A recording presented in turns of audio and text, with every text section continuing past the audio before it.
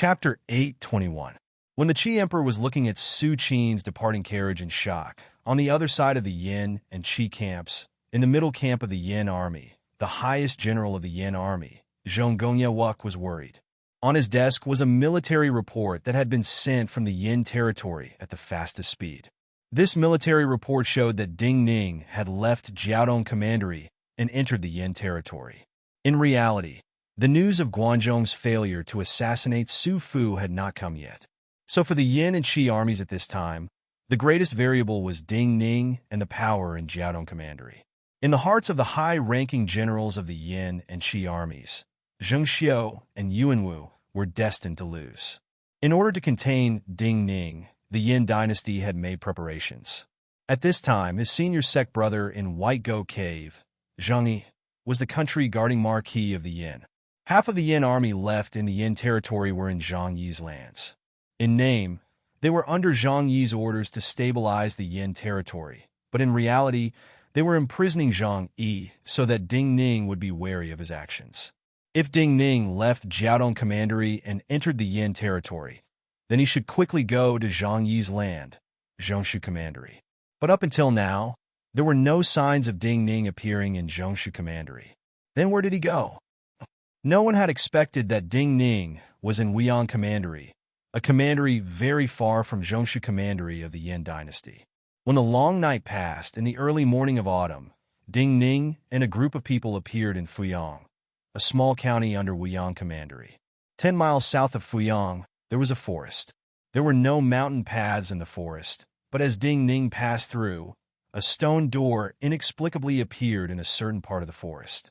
Ding Ning did not seem to look at the characters and seal scripts on the stone door. He just passed through the stone door and continued forward. Then he casually kicked down some stone steels in the forest. The scenery in front of him suddenly changed drastically. The dense forest suddenly disappeared, replaced by dozens of quaint Taoist temples. "Stop! Who are you?" Several shouts of shock and anger rang out. Dozens of figures shot out from the ancient Taoist palaces and landed in front of Ding Ning. They were all female cultivators. This was the true Swallow Water Palace. It was a place of seclusion and only accepted female disciples. Similar to some Taoist nunneries, it had almost no disciples outside. Even when the Yin, Qi, and Qin were fighting, the Pure Water Palace was just secluding itself from the world and did not participate in this kind of conflict. However, the top-secret mountain protecting formation seemed to have been closed by someone who knew how to close it. How could the cultivators inside not be shocked? A command talisman flew out from Ding Ning's hand, passing through most of the figures and landing in front of a middle-aged woman. The middle-aged female cultivator was shocked. "The first sword of the world medallion. Are you Ding Ning?" Ding Ning nodded in greeting and did not speak. "This one is Mu Tsungtong." The middle-aged female cultivator suppressed her shock and looked at Ding Ning. She said her name, but could not say anything else. "I want all of you to come with me." Ding Ning looked at her and said calmly. Cries of surprise and gasps of cold air could be heard. The middle-aged female cultivator looked in disbelief at Ding Ning. She paused for many breaths and said, "My Pure Water Palace is only a place of seclusion." "I know." Ding Ning nodded. His simple response caused the middle-aged female cultivator and all the other female cultivators of the Pure Water Palace to become inexplicably angry. "Why?" Mu Tsungtong took a deep breath and straightened. She looked at Ding Ning. "I heard that the Bazin Kendo ground is the first sword of the world. People admire not just for their sword skills, but because they follow rules and reason. I just want to ask, why do you want all of us to come with you?" Ding Ning did not answer her question. He calmly started to say names. Mu Tsungtong, Lu Ling, Lu Zimo, Mu Yunjing, Zhao Guo. With each name he said, people's bodies would quickly stiffen. He said names for a long time and then stopped. Then he said, "I want all of you to come with me because I brought you out of the Qin. I want to take you back." Deathly silence. All the cultivators of the Pure Water Palace looked at him and did not dare to believe what they heard. But Mu Tsungtong and some of the older cultivators of the palace started to understand. Their hands started to tremble uncontrollably. Long ago, When the Bazin Kendo ground led the army to fight against the Han, Zhao, and Wei, we had made arrangements in the Chu, Yin, and Qi. Ding Ning looked at these cultivators who had lost control of their emotions and continued to speak slowly and clearly. Now, you know that Consort Zhao and some of the cultivators around her are people of the Bazin Kendo ground. In the Yin, Zheng Xiu used the power of Jiaodong Commandery in the past to make an astounding move. She used many of Jiaodong Commandery's resources to make someone from Celestial Seal Sect, who might not have become the sect master, become the sect master of Celestial Seal Sect. So even though Celestial Seal Sect is so powerful, they still owe her many favors and must repay them. As for me, I helped the Pure Water Palace block a calamity back then. After that, I taught some students here. Later on, I sent some unfortunate girls who could not survive in the three realms of Qin, Han, Zhao, and Wei here for the Pure Water Palace to teach them cultivation. Celestial Seal Grandmaster is her chess piece, but Pure Water Palace is mine. I once said to some of you that when the time comes, I will need your help. The nameless ancestral master, who had been worshipped in the sect hall, was the first sword of the world back then. Mu Tsongtong faintly knew that this was the answer, but she still did not dare to believe it. How can you prove it? The pure water sword I taught you is the sword manual I taught ye sealing. But she had the sky and one water, so she had her own understanding and created different changes. Ding Ning said softly with some emotion. At this time, Mu Tsongdong and the others noticed the woman in white standing behind him. When the cultivators of Pure Water Palace looked at the woman in white, she did not look at them, and just looked up at the sky. Many silver raindrops fell down at this time. The rain drenched the hearts of these Pure Water Palace cultivators. Cries could be heard. Mu Tsongtong and most people immediately knelt down, so excited their voices trembled. Greetings, benefactor. Why do you only accept women and not men? Yi Sealing did not abstain from meat and vegetables. She teased, is this your unique quirk? Ding Ning turned his head and softly responded. Yi Sealing's smile immediately disappeared, and his eyebrows rose slightly. It turned out that many years ago, people with different temperaments made different choices. They all came from the Yu dynasty, but Zheng Xiu's long-term plan was to create the nether floats. His choice back then was to solve it in the world of cultivators. Chapter 822. There were dragon roars in the sky, leaving behind black marks. Smoke started to burn on the lookout towers of many peaks. News of success or failure didn't need many words to describe it. It relied on some simple smoke or light transmission to reach a speed faster than the flying exotic beasts. Ding Ning, who had entered the inn, finally had a definite track. From the marks left behind by the soaring snakes of Jiaodong Commandery, it was possible to judge that he was heading towards Zhongshu Commandery. Zhang Yi was trapped in the Zhongshu Marquisate establishment. This period of time was not a torment for him. He and Su Qin were different in that Su Qin always thought that he was an important person who could decide the direction of the world. Even though he had great power, he subconsciously felt that he was a minor person. This kind of polite house arrest was a peaceful period of seclusion for him. He had the important method from the shaman master to cultivate. His peaceful attitude caused his foundation and seal path, vital energy, perception, and other areas to become more stable and better.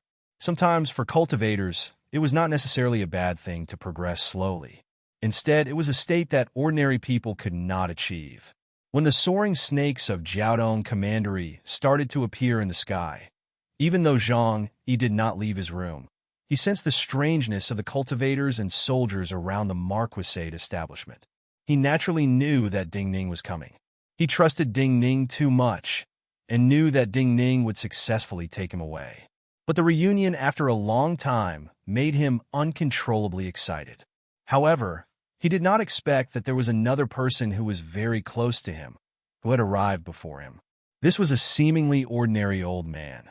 But no matter in the present or in the past, he was the most important existence in the Yin dynasty other than the Yin emperor. This old man was the master of Celestial Seal Sect. The one who led this old man here was also an old man.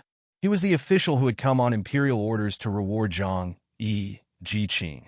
He was a feared and powerful official in court, but in front of the master of Celestial Seal sect, he naturally maintained humility. He quickly retreated and left the master of Celestial Seal sect and Zhang Yi alone. You really surprised me.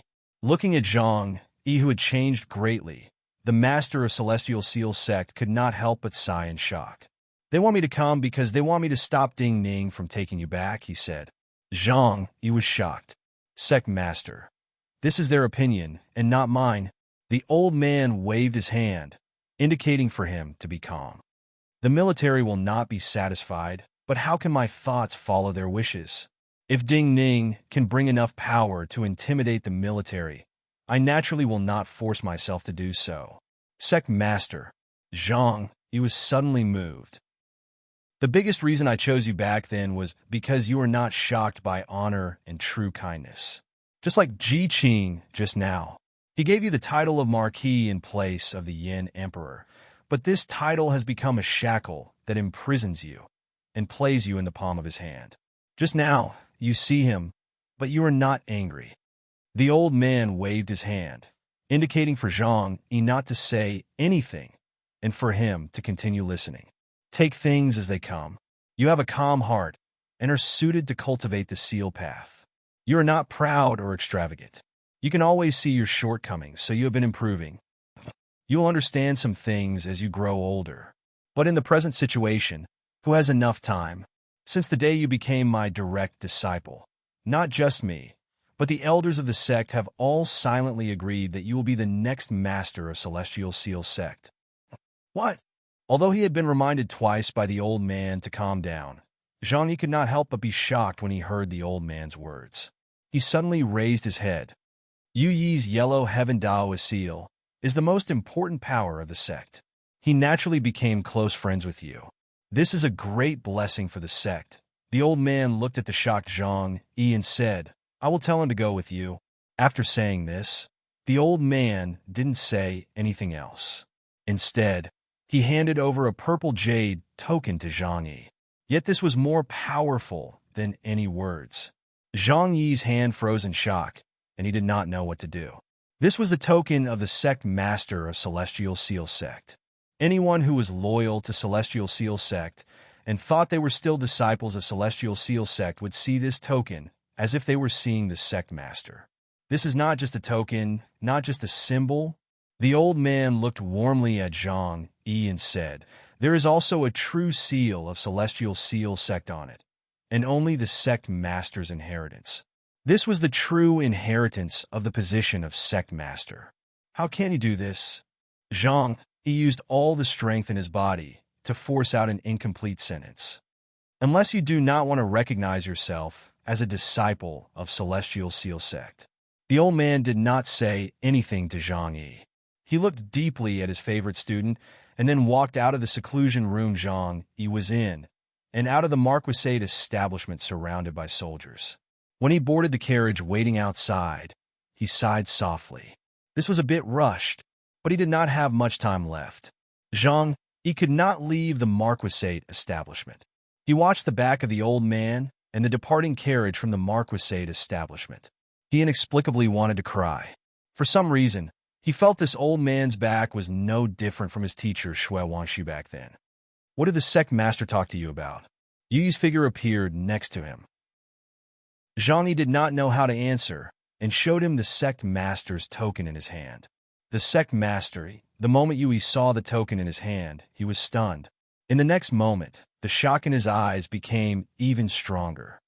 On this, what is it? Half of the seal scripts on this are the yellow heaven Taoist seals that I cultivate. Half of them are the yellow heaven Taoist seals that you cultivate? Zhang Yi could not understand, but felt there was a secret here. He and Yu Yi returned to the seclusion room where they usually cultivated.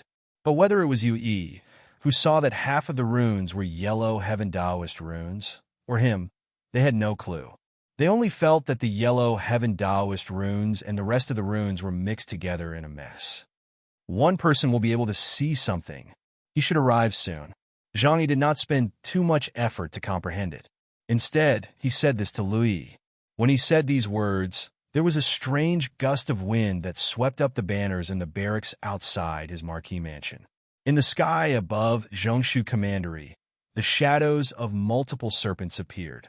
The old Yin, official Ji Qing's carriage, had not driven far from the Marquisate establishment when he saw the shadows of the serpents in the sky. His carriage stopped. Chapter 823. Ding Ning had come. The first sword of the world had come. But no one knew what he had brought and what would happen in the end. So all the Yin people who looked up at the sky and the shadows left behind by the serpents flying in the sky, including this old Yin official, could not help but be nervous. However, to the old man from the Yin dynasty, the flying serpents had limited carrying capacity. It was impossible for them to carry many people from the sky. They could not bring an army, then they could talk. Ji Qing let out a muffled sound. The carriage returned to the Marquisate establishment. The dark clouds above Zhongshu Commandery grew thicker, accompanied by thunder. All the birds and beasts in the forest sensed the presence from the sky and trembled in fear. Looking down from the sky, one could clearly see the many military camps that surrounded the Zhongshu Marquisate establishment, the densely packed soldiers and large seal weapons. But like a famous artist drawing a thick and colorful painting, there were no extra decorations. With a wave of his hand, several enormous serpents came out of the clouds in front of countless shocked gazes. With a terrifying presence, they fell like meteors into the depths of the Zhongshu Marquis Mansion. The wild wind carried a slightly fishy water vapor as it swept out from the center of the Zhongshu Marquisate establishment and sent a cold feeling to the soldiers and cultivators outside. Since ancient times, peaceful measures were used before force. Ji Qing had a good grasp of time. When these flying serpents landed in the Zhongshu Marquisate establishment, his carriage had stopped outside Zhang Yi's courtyard. His carriage stopped at one end, and the flying serpents of Jiaodong Commandery landed at the other end. Between them was the courtyard where Zhang Yi's study was. The dark clouds roiled on the other end, and quickly dyed the courtyards into a valley covered in fog. The water vapor, tinged with a dark luster, smashed onto the old minister's body like waves after waves. This old Yin official's robes were wet, but he gradually straightened his back. He bowed to the front and said, "Greetings, mister." In front of him, Zhang Yi and Yu Yi had already walked out, but he wasn't bowing to Zhang Yi and the others. A figure had already walked out of the wave-like black water vapor. Zhang Yi's eyes instantly moistened. It was a familiar figure. No matter what kind of identity he was given now, in his heart, this was still the little junior brother he was familiar with. He choked up and couldn't say anything. Ding Ning walked out of the thick water vapor. Looking at the sobbing Zhang Yi, he bowed to Ji Qingwei and then to Zhang Yi. He said calmly, "Senior Marshal Brother." Upon hearing this, Zhang Yi's vision became even more blurry. However, he was even more certain in his heart that no matter what his identity was, his little junior brother would always be his little junior brother. It had never changed. "Let's go." This time, Ding Ning did not reprimand Zhang Yi for being wishy-washy. Instead, he simply said two words, "You can't go." Ji Qing's voice sounded. Ding Ning had already turned around and was waiting for Zhang Yi to follow. Hearing Ji Qing's voice, he didn't even respond. Everyone in the world knows that the Bazin Kendo ground is different from Yunwu Zhengxiu because they keep their promises, fulfill their promises, and are reasonable, Ji Qing said harshly. "If you want to take Zhang Yi away, you must first be reasonable." Ding Ning did not turn around and said, "You feel I am unreasonable?" Ji Qing said gravely, "Zhang Yi has already been given the title of country guarding marquis. Since he has received it, he must obey the emperor's orders. He is such an important person, he must obtain the emperor's permission to leave Yin." Ding Ning asked calmly in response, "You mean the Yin emperor will not allow him to leave with me, and will not allow him to leave Yin?" Ji Qing stilled. "Do not talk to me about your reasons, and do not use the Bazin Kendo ground of the past to measure me and the present Bazin Kendo ground." Ding Ning's calm voice sounded again. "The Bazin Kendo ground will change. Right now, the Bazin Kendo ground is still reasonable, but it is what we think is reasonable. You do not need to tell me that the Yin Emperor has given him an important task and will not allow him to leave Yin. While he is my senior sect brother, there is sect Uncle Li Daoji above me. My sect Uncle Li Daoji has not allowed him to accept the title of Marquis of the Yin dynasty. As a disciple of White Goat Cave, how can he accept the Yin dynasty's reward? Hearing this, before Ji Qing could answer, Zhang Yi stilled and bowed his head in shame. He said, "Junior sect brother is right." Ji Qing didn't expect that Ding Ning would use such an excuse. For a moment, he couldn't find a reason to refute. There are many soldiers gathered here, and more than the Yin Imperial Palace. I think your emperor will not stay in the Imperial Palace, and will be in the military camp here. Ding Ning said calmly. This is because you do not trust me and the Bazin Kendo ground. If he wants to hear what I have to say, you should not be the one to talk to me, but him. Ji Qing was silent for a moment, and then said, Sir, we do not trust you and the Bazin Kendo ground because you are from the Qin. So even if you promise something, we will not be reassured. So, if Zhang Yi stays here, we will treat him as an honored guest. This is a good choice for both of us. This is a good choice for you, but not for me. I will never be threatened. Even more importantly, you think this is a good choice because you feel that even if I come, you have the power to stop me from taking him away. Ding Ning shook his head and said. Ji Qing did not deny it and said slowly, This is the truth. You think too simply. Ding Ning smiled mockingly. Ji Qing raised an eyebrow. A strong feeling of shock made his blood flow unsmooth and made him feel dizzy. This feeling came from Ding Ning's confidence, and because he knew that someone of Ding Ning's status would not speak lies. If there is, let us see it. He breathed deeply and then said to Ding Ning. Ding Ning did not respond to his words. The mist in front of him, which had been generated by the surging auras of the soaring snakes, suddenly disappeared as if it were being burned by the sun. But there was no warm temperature.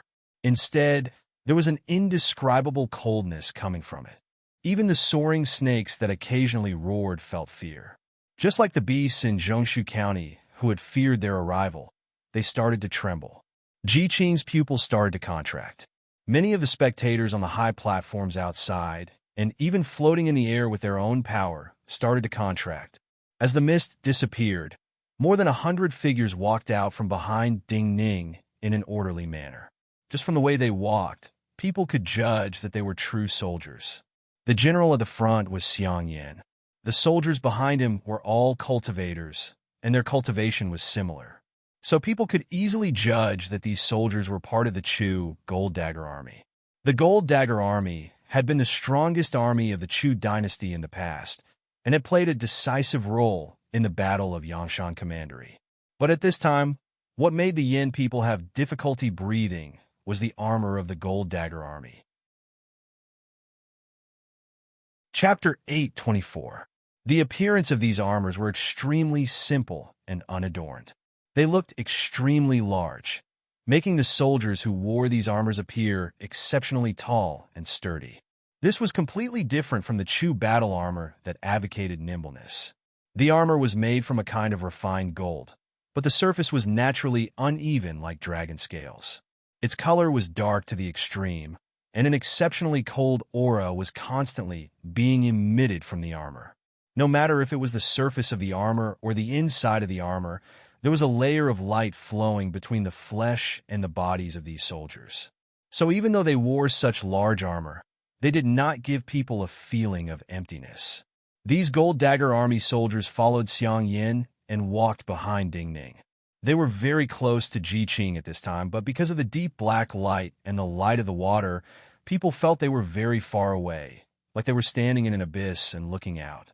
Ji Qing's hands clenched, his fingernails digging into the flesh of his palms. A few more wrinkles appeared on his forehead. Nether battle armor? He asked Ding Ning in an uncertain and slightly empty tone. Ding Ning still did not turn around and said calmly, If it is not the nether battle armor, what will I show you? Ji Qing was very old. Old meant that even if there were no accidents, he was infinitely close to death. So people like him did not have much fear of death. Another layer of meaning was that he had been through many storms and waves for a long time, and had seen enough scenes. But at this time, Ding Ning's voice reached his ears, and caused his mind to blank for a moment. When Ding Ning had turned around, There were many soldiers moving outside the Zhongshu marquisate establishment. There was a lot of noise, but at this time, it was deathly silent. Many people knew the answer in their minds. Other than the nether battle armor of the Nether King's nether army, what other armor could give people such a frightening coldness, as though it did not belong to this world? In the records of the cultivation world, there are many records of the nether battle armor. Ding Ning's voice sounded again. Accompanying his voice was the clear sound of a sword breaking through the air. He flicked out a sword energy with his finger. The sword chi was bounced straight up into the sky by him, and then fell straight down, landing on the body of Xiang Yin, who was the leader. When the sword energy landed on the surface of the armor, there was a layer of black light coming off the armor like 5 or 6 black clouds bursting out and rolling, but there was no sound of impact. Xiang Yan's body did not tremble at all. This sword chi bounced off the surface of the armor and landed on the ground. With a chi sound, it pierced a deep hole. At this time, there were many powerful cultivators inside and outside the Zhongshu marquisate establishment. These cultivators could see the power of the sword energy that Ding Ning had casually flicked out. Therefore, they understood even more clearly what Ding Ning was trying to prove to them with this strike. How is this possible? Ji Qing recovered from his blank mind. He looked in disbelief at Ding Ning. Everyone in the world knows that you have many of the Yu Emperor's secrets, like you have received his true teachings. But if you knew how to make the nether armor, why did you not use it when the Bazinkindo ground fought the Han, Zhao, and Wei dynasties? Ding Ning understood his confusion. If the Bazinkindo ground had such armor back then, many fewer people would have died in some battles. But the answer was very simple. Back then, the true Jiaodong commandery was not in my hands, and I did not have enough forging materials. Ding Ning took a deep breath and said slowly, also, to make this nether armor, I need a group of people who cultivate a unique true water method. While there were arrangements back then, those people had not grown up and did not have that kind of cultivation. This explanation was clear enough that even Ji Qing, who was already slow to react, could understand it clearly. He looked at Ding Ning's back, unable to speak. Back then, I did not guard against Zheng Xiao. Regardless of whether she did it intentionally or not, she received much of the Yu Emperor's inheritance from me. Even now, she does not know all of the Yu Emperor's cultivation methods and artifacts, but she has at least half of what I know, Ding Ning said without turning around. His voice spread out clearly, because he didn't want Ji Qing to hear it alone. With hundreds of nether armor, it is enough to protect me and some cultivators to enter the Yin and Chu imperial palaces. No matter how many armies there are, it is useless. So you do not have the right to keep my senior sect brother from talking to me. Yet, even though I have such power, I do not dare to charge into the Chongling imperial palace to face Zheng Xiao and Yuan Wu. Think about the reason. Because I feel that the power I have now is not enough to deal with them. Even I think that they have great power that they have not shown. Even I do not dare to charge into Chongling. Why do you feel that the Yin and Qi armies are enough to destroy the Qin? Before I express my opposition, you could not wait to send troops. You also wanted to use my senior sect brother as a hostage, so that I would not act rashly. You were worried that I was Qin, but you never thought that if I opposed, it was not because I was worried you could win, but because you could not win. Ding Ning's voice echoed in the marquisate establishment. There was no response from the Yin people. He did not want to argue with any Yin, and just wanted to state his opinion. As to whether he believed it or not, that was not something he cared about. He just wanted to take Zhang Yi away. So after saying this, he did not linger, and started to walk towards the soaring snakes. Zhang Yi and Yu Yi followed. Xiang Yan's gold dagger army returned to the black mist created by the soaring snakes. Just as the soaring serpent was about to soar into the air, a young girl's figure rushed into the courtyard. Zhang Yi, I will go with you. This young woman was Murong Xiaoyi. Zhang Yi looked at the figure of the young girl rushing over and opened his mouth hesitantly. Do not be so wishy-washy. At this time, Ding Ning scolded him just like he did in Chongling. Zhang Yi bowed his head in shame and nodded at Murong Xiaoyi without speaking. The soaring snakes rose into the air, and the black clouds rose from the ground. Gradually, they no longer covered Zhongshu Commandery, and moved further away from the Yin soldiers and cultivators in Zhongshu Commandery. However, as these soldiers and cultivators watched these soaring snakes leave, the dark clouds and bad premonition in their hearts grew stronger and stronger. Chapter 8:25. Occasionally, sword lights would flash across the fields like meteors. Arrows and flowing fire fell from the sky. Broken armor and corpses, shattered giant seal weapons, and giant beasts that had died in a frenzy hammered the ground. The once fertile farmland had been covered by the flames of war and turned into swamps with all kinds of things.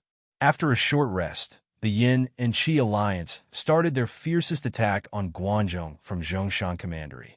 Each day, cities were turned into meat grinders, and tens of thousands of soldiers died in battle. The Yin and Qi alliance advanced at an astounding speed. In just a few days, more than a dozen cities in Guanzhong were lost. Such a ferocious attack naturally had to pay many times the enemy's casualties. In the view of ordinary people and officials who did not understand war, the Yin and Qi alliance had many times the Qin army and cultivators.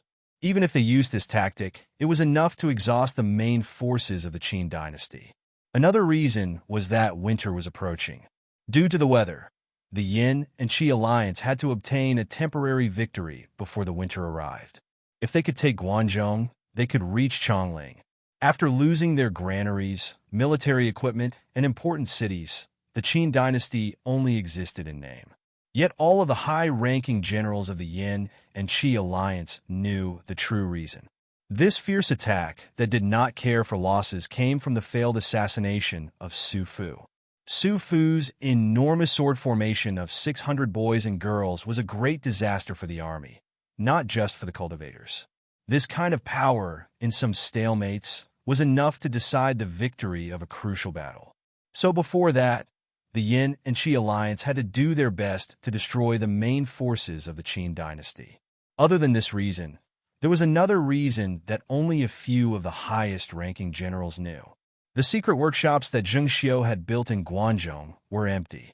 These secret workshops had only been built for half a year, but even more importantly, no one knew what she had done in these secret workshops. On the night of the failed assassination attempt on Su Fu, Zheng Xiu had gone to those secret workshops. Then these secret workshops that had never shipped anything out started to ship out in large numbers like they were moving warehouses. No one knew what these goods were, because according to reliable military intelligence, these goods were transported onto Su Fu's Netherfloat fleet. Then the Netherfloat fleet disappeared.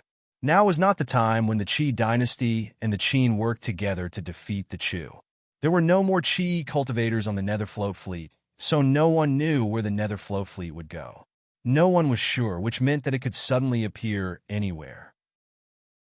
To these high-ranking generals of the Yin and Qi army who knew the situation, they had to obtain a decisive victory as soon as possible to ensure the victory of this war.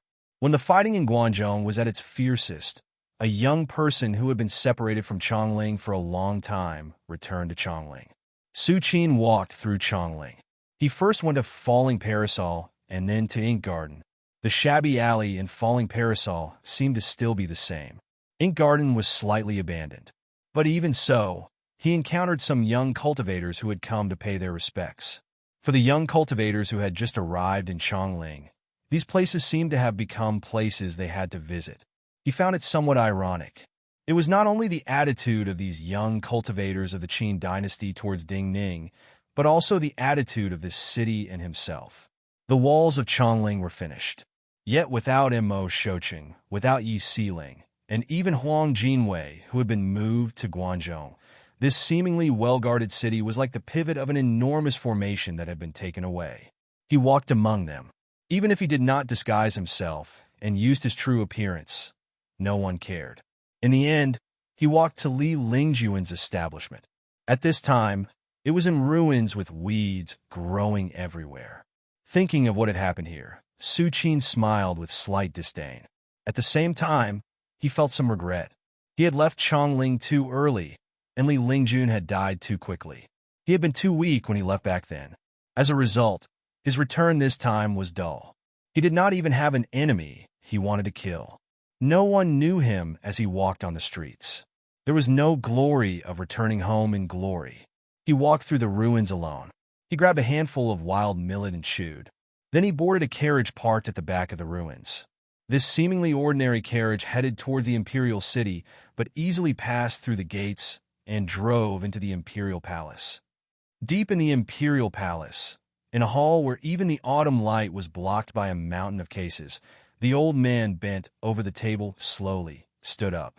He looked at Su Qin, who gently pushed open the door, walked in, and then gently closed the door. His eyebrows rose slightly. With a thread of curiosity, he asked seriously, "Who are you?" Su Qin did not directly answer Minister Yan's question. He examined everything in the hall and said coolly, "Actually, I was thinking on the way here. If Ding Ning had not entered White Goat Cave, what would have happened to me and Zhang Yi?" Minister Yin suddenly understood. "So you are Su Qin?" Su Qin looked at him and smiled. He nodded in greeting and said, "The Qin dynasty's 2 ministers are the wisest. Li Si is dead, and only you, Minister Yan, remain. So this junior wants to hear your opinion on my question. His heart is tough, but he is still a hero in troubled times." Minister Yin glanced at Su Qin and smiled. "What else does Minister Yin have to say?" Su Qin nodded in thanks and asked. Minister Yan's expression did not change. He said, "Killing me is useless. Yin Qi will lose. You will see it soon." Su Qin frowned. After a long moment of thought, he said, "In reality, what I want to ask you is Yuan Wu and Zheng Xiao against the Bazinkendo ground. Who do you think has a greater chance of winning?" After a pause, he looked at Minister Yin and said seriously, "Because this concerns what I should do after you die." Minister Yin laughed. "So you are not just a hero in troubled times. In my view, it is 50-50. But no matter who wins, it is better than you winning in the end." Minister Yin paused and looked deeply at Su Qin. He said, "Because even Zheng Xiao only enjoys the process of taking over the world. But you do not care about the process or the world. You only care about yourself." Su Qin smiled. He bowed slightly and said, "Please." This seemed to be an invitation for a fair duel. But before he bowed slightly, a silent black cloud had already landed from the beam behind Prime Minister Yin, towards the back of his neck.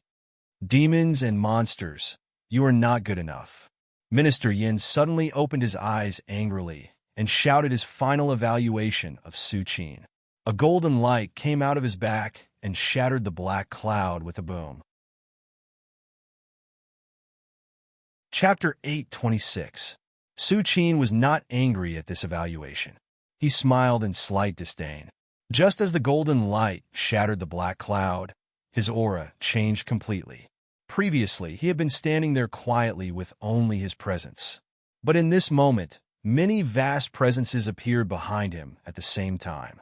In this moment, in Minister Yan's perception, many people seemed to have burrowed out of Su Qin's energy sea. Minister Yin felt disbelief. How could a person's body contain so many different energies? In the next instant, the aura changed completely in his perception, turning into an extremely eerie death aura. The entire hall suddenly brightened up, coated with a layer of black-red brilliance. It was as if countless huge tails had suddenly spread out from Su Qin's back, and hundreds of huge black and red arms stretched out from his back. There was a loud bang.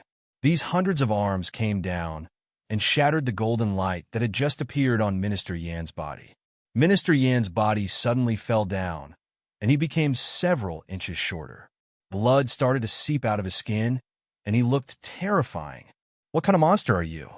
Minister Yin still did not show any terror on his face, only a kind of shock and anger. Su Qin's lips curled up, and he smiled slightly. The black and red light completely disappeared, and those ferocious and terrifying huge arms were quickly retracted into his body along with the release of black qi. "Monster, demons, and monsters can't even be seen?" He looked sympathetically at this old man who was about to die and said softly, "Yuan Wu and Zheng Xiao, are they not thieves and prostitutes? Pity you overestimate yourself. Without Zheng Xiao's support, you are just so. I spoke to you before in hopes that you would change your mind and that there was a possibility of cooperation between us. Pity, you chose to seek your own death in the end. Cooperate with a monster like you? Prime Minister Yin laughed, thick blood seeping out of the wrinkles on his face. If you purely rely on shortcuts for cultivation, and you can't even tell what's yours, then what will be yours in the end? Su Qin frowned. At this moment, he was truly displeased. In his opinion, the loser should not have such courage and drive in front of the winner. Actually, you should understand one thing. But before he spoke, Prime Minister Yin was already looking at him, using the gaze of looking at a child, and continued, many times, people live in the world, not to have many things in their hands. Sometimes, they have to care about how others see you, and what words the history books use to describe you. What's the point of being looked down upon, even after obtaining so much? Su Qin felt annoyed. He slowly raised his head and said expressionlessly, I'm still being looked down upon because I haven't gotten enough. As for history books, they can be burned and rewritten. After he finished speaking, he took a deep breath. A strange force exploded in Prime Minister Yan's body. Prime Minister Yan fell, and his body began to disintegrate. A black energy flowed out of Prime Minister Yan's body and flowed into Su Qin's mouth and nose as Su Qin breathed. Su Qin felt that his strength had increased by another point. This feeling was very good, so he did not care about Prime Minister Yan's words before his death. More black energy surged out of the imperial palace. Accompanied by the sound of the air being torn, more battles were occurring. But no one went near the halls where Prime Minister Yan was. Su Qin slowly walked out of these halls, feeling even more mocked. The slightly cold autumn wind blew on the plains of Guangzhou. The flying grass was filled with the sounds of killing and the thick scent of blood. Suddenly, there was an enormous boom in the distance. The ground shook violently, and the battlefield suddenly fell silent. Many of the Qin and Yin armies fighting looked in the direction of Zhao in shock. The tremors came from Zhao, very far from the battlefield of Guangzhou. What kind of unforeseen event and power could cause such an earthquake from thousands of miles away? Yishui Commandery of Qin, the former commandery of the Zhao dynasty, or what many Qin people were used to calling the Zhao border commandery. An enormous smoke dragon was rising. Inside the smoke dragon was the sound of water and thunder, like countless serpents were rampaging. The place where the smoke dragon rose had previously been a dam. Behind the dam was Water Marsh, one of the largest lakes of Zhao. When the Zhao dynasty was at its peak, this Baifu Dam, funded by a local rich man surnamed Bai, had been completed. When the dam was built, the rocks of the two surrounding mountains had been hollowed out. The purpose of this dam, other than regulating the flow of some rivers and making it convenient for ships and trade, was to prevent Water Marsh from bursting and preventing floods. But now, this enormous dam had been destroyed and collapsed. Giant rocks weighing thousands of pounds were pushed by the wild flow of water into the nearest large river. This large river was Water, leading to Yin. Facing the smoke dragon, on a slope where the water could not reach, there were two armies. One army had tens of thousands of heavy cavalry, thousands of archers, and the rest were infantry with long spears and short blades at their waists. No matter if it was the heavy cavalry, archers, or infantry, they all had the symbol of a blood swallow on their armor. This was the Blood Swallow Army. Just like the Gold Dagger Army was the strongest elite army of the Chu dynasty, the Blood Swallow Army was the strongest elite army of the Yin dynasty. Other than the Blood Swallow Army, there was an even larger army waiting silently. They were all foreigners from the Dai country outside Yin. This was a kingdom formed by a few of the largest cavalry and archer tribes in the wilderness. Other than the swordsmen, archers, and cavalrymen who were similar to the Qin, Yin, and Qi armies, many soldiers in this army had different kinds of strange beasts. Compared to the Qin, Yin, and Qi armies, this Dai country army was disorganized. But most of the soldiers were more muscular, filled with a savage and bloodthirsty presence. This army was like a group of wild beasts, viciously staring at the river being battered by giant rocks and wild flows of water. The Blood Swallow Army and the allied army of the Dai country were the trump cards that the Yin Emperor had kept. Now, these two forces did not hit the forts of Guangzhou Commandery, but here because the cultivators of the Yin dynasty had finally confirmed the whereabouts of the Netherfloat fleet.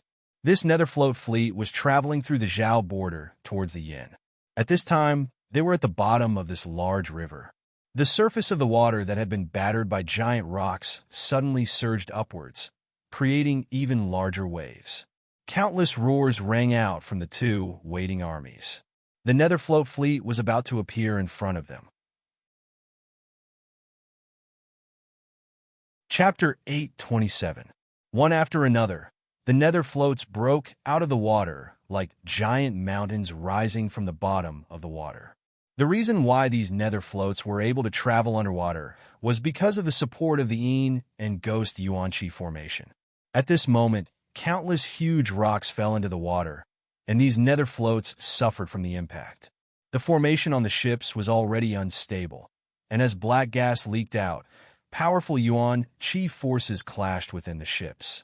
The Netherfloats were like the giant bell of a divine king, shaking and swaying. Amidst the turbid waves, a few Netherfloats were the first to reach the shore. The enormous ships were like giant mountains as they crashed into the mud and rocks on the riverbank, sweeping up thousands of piles of mud. Kill! The ground was still shaking violently, and the mud and rocks were still falling into the sky. The 3,000 heavy cavalry of the Blood Swallow Army and the vanguard of the Dai Army had already started their charge. Mud and rocks were splashed up from the ground, into the sky, and then back down like rain. The heavy military weapon that these heavy cavalry of the Blood Swallow Army were equipped with was the Blood Dragon Tooth. It was a curved heavy spear that was made with the unique blood-patterned steel of the Yin territory. The body of the spear was very wide and thick, like a crescent moon. The body of the spear was engraved with green cloud and golden lightning talisman scripts. When it was swung, wind and thunder would come out of the spear. The green wind and lightning would shoot out of the body of the spear and have a certain killing effect. Most of the vanguard of the Dai army were heavy war chariots that were pulled by some giant beasts. These war chariots were all different and looked like they were made by different workshops of different tribes. But at the front of the war chariots, there were all kinds of hard rams, driven by the giant beasts. Most of these war chariots were even faster than the heavy cavalry of the Blood Swallow Army. The war chariots were pulled into the air by iron chains, and the warriors on them were like demon gods made of iron, roaring crazily and waving all kinds of strange weapons. There was a loud boom. The waves on the riverbank surged, and the energy in the Netherfloats sprayed out, causing a circle of mud and rocks to roll out along the first few Netherfloats to reach the shore. The heavy cavalry of the Blood Swallow Army and the vanguard of the Dai Army had completely pulled into their formation. Behind them, there were still 7,000 heavy cavalry of the Blood Swallow Army and the main army of the Dai Army slowly moving forward. Even though these Netherfloats were huge, they were like an island surrounded by the tide, and felt isolated and helpless.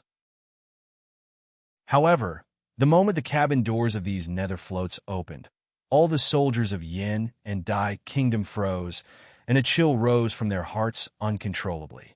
Inside the open cabin door, rows of Qin soldiers stood in neat rows. It was dead silent.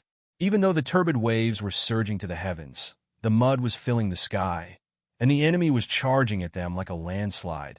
These rows of Qin soldiers just stood quietly behind the cabin doors, not moving at all. It was a chilling feeling, but the Blood Swallow Army was the most elite army of the Yin Kingdom. How could their state of mind be shaken by such a scene? Furthermore, at first glance, there were only a limited number of Qin soldiers in these Netherfloats. Based on this calculation, including the few Netherfloats at the back that had not yet reached the shore, there were no more than 10,000 Qin soldiers in them. The Blood Swallow Army had more than 10,000 cavalry, thousands of archers, and thousands of infantry and cultivators. Even when facing the elite Qin army, the same number was enough to defeat them, much less when the enemy was several times their number. Therefore, in the next instant, these heavy cavalry of the Blood Swallow Army let out a fierce roar, completely dispelling the chill in their hearts. The 3,000 heavy cavalry brandished their spears in unison. Even though they were charging madly, their movements were uniform to the extreme. There was an enormous whoosh in the air. The astral winds and lightning on these blood-dragon teeth merged together like a giant banner, completely scattering the turbid waves and mud coming at them as they swept towards the nether floats. Kill! At the same time, military orders sounded from the deathly silent nether floats. All of these orderly and motionless Qin soldiers started to step and charge out of the ships. In a flash, dozens of heavy objects were thrown out of the chariots of the Dai vanguard army and smashed down. The Qin soldiers at the front were like scarecrows blown into the air by the wind, smashed into the muddy shore. The Blood Swallow army cavalry behind them, while the mud waves created by these heavy objects were still jumping up, had already reached the Qin army at the front, followed by a series of crashing noises and metal grinding noises that made one's teeth ache. The frontmost formation of the Qin army, which was messed up by these heavy objects, was completely broken up. At least 100 Qin soldiers were sent flying in all directions like scarecrows. However, it was also at this moment that a wave of uncontrollable gasps and cries of surprise rang out like a tide. These Qin soldiers wore ordinary Xian armor and were no different from ordinary Qin soldiers. But under the Xian armor, they were not made of flesh and blood. Under the collision of the heavy objects and the slashing of weapons, these Qin soldiers would have wounds on their bodies. But no blood flowed out from the wounds. Instead, there was only a cold light that carried the unique presence of formations that flowed out like water.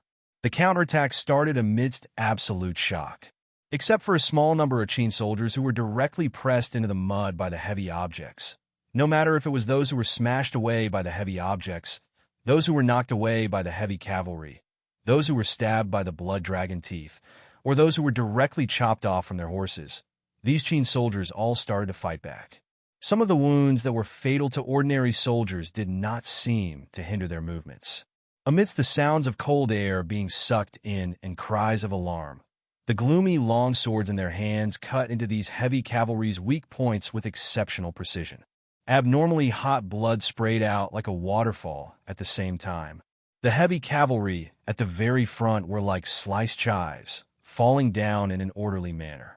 The heavy cavalry at the back howled in shock and fury and charged forward. Yet as more Qin soldiers charged up from behind, these heavy cavalry met the same fate. 3,000 cavalrymen of Blood Swallow army and the vanguard army of Daigua looked as if they were sliced by a black guillotine. Their blood sprayed and sprayed behind these Qin soldiers, yet they could not stop these Qin soldiers from charging forward. Fire! A shrill military order rang out. In both the Yin and Dai armies, all the archers and long-range seal weapons were activated. Arrows and fire fell like rain, covering the shore ahead. Yet what caused their hearts to contract was that not many Qin soldiers had fallen. These Qin soldiers had at least 3 or 4 arrows stuck in their bodies, and at most dozens. Yet these Qin soldiers still coldly advanced. What kind of battle puppets are these? There are so many. What kind of monsters are they?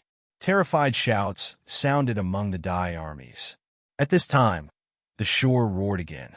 All the nether floats in the rear had reached the shore.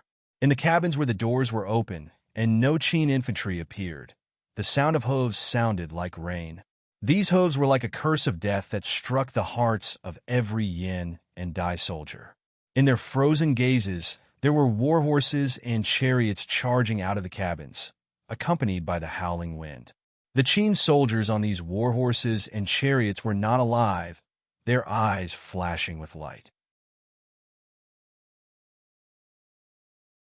Chapter 8:28. Pew! A general of the Blood Swallow army chopped off half of the head of a Qin soldier. However, this Qin soldier did not slow down in the slightest. He swung his sword and stabbed into the armor of this Blood Swallow general, throwing him down from his warhorse and nailing him to the ground. This Qin soldier, who had lost half his head, emotionlessly pulled out his sword and cut off the head of this Blood Swallow general. The 3,000 Blood Swallow cavalry and the 10,000 vanguard of the Dai were instantly defeated by 2,000 such Qin soldiers. When the Qin soldier killed this blood-swallowed general, among the 3,000 cavalrymen who led the charge, only a few of them had fallen into a pool of blood and mud. The vanguard of the Dai were terrified by the slaughter. After being cut in half like grass, the rest of the vanguard were frantically fleeing.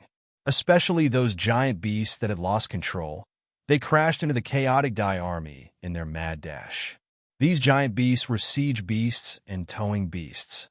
The smallest and least lethal of them were the border bulls that had been strengthened with medicine. They were blue all over and weighed 1,000 pounds. The largest of them were the iron-armored rhinoceros and tusked elephants that weighed several thousand pounds. When they galloped, the force of their collision was even greater than some heavy seal weapons. These giant beasts that had lost control fled frantically. In an instant, they created dozens of blood and mud paths in the Dai army, causing many soldiers who were lucky enough to avoid them to vomit. The chariots of the Qin army started to enter the battlefield. The biggest difference between these chariots, whether it was the soldiers or the war horses, and all soldiers and cultivators, was that their strength would not show any signs of exhaustion. Even the Qin soldiers that were fighting with the blood-swallow cavalry at the very beginning, other than having their limbs broken and unable to move, did not have any decrease in strength. They were killing machines that would never stop. The killing of the infantry was brutal. The fact that the Qin war horses that were pulling the chariots did not show any signs of exhaustion meant that their charging speed would not slow down. Even for heavy cavalry, their strongest strike would always be the first strike they made. The first collision would exhaust a lot of the strength of the heavy cavalry and their mounts. It would even bring a certain degree of damage to the rider and their mounts. Afterwards, when they entered a battle formation, it would be difficult for them to charge forward and generate momentum. However, the chariots of the Qin army were different. Even if there were collisions along the way, the war horses that were dragging the chariot would unleash even greater strength and force their way through. Even if the chariot was temporarily hung with heavy objects, it was still not slowed down at all. The 4 soldiers on the chariot held long spears in their hands and swung them in all directions, like 4 hurricanes of death. Among the 4 soldiers, there were 2 archers. The 2 archers seemed to have some kind of connection with the cultivators. They kept shooting arrows at the cultivators in the Yin army and the Dai army. The Blood-Swallow army had no choice at all.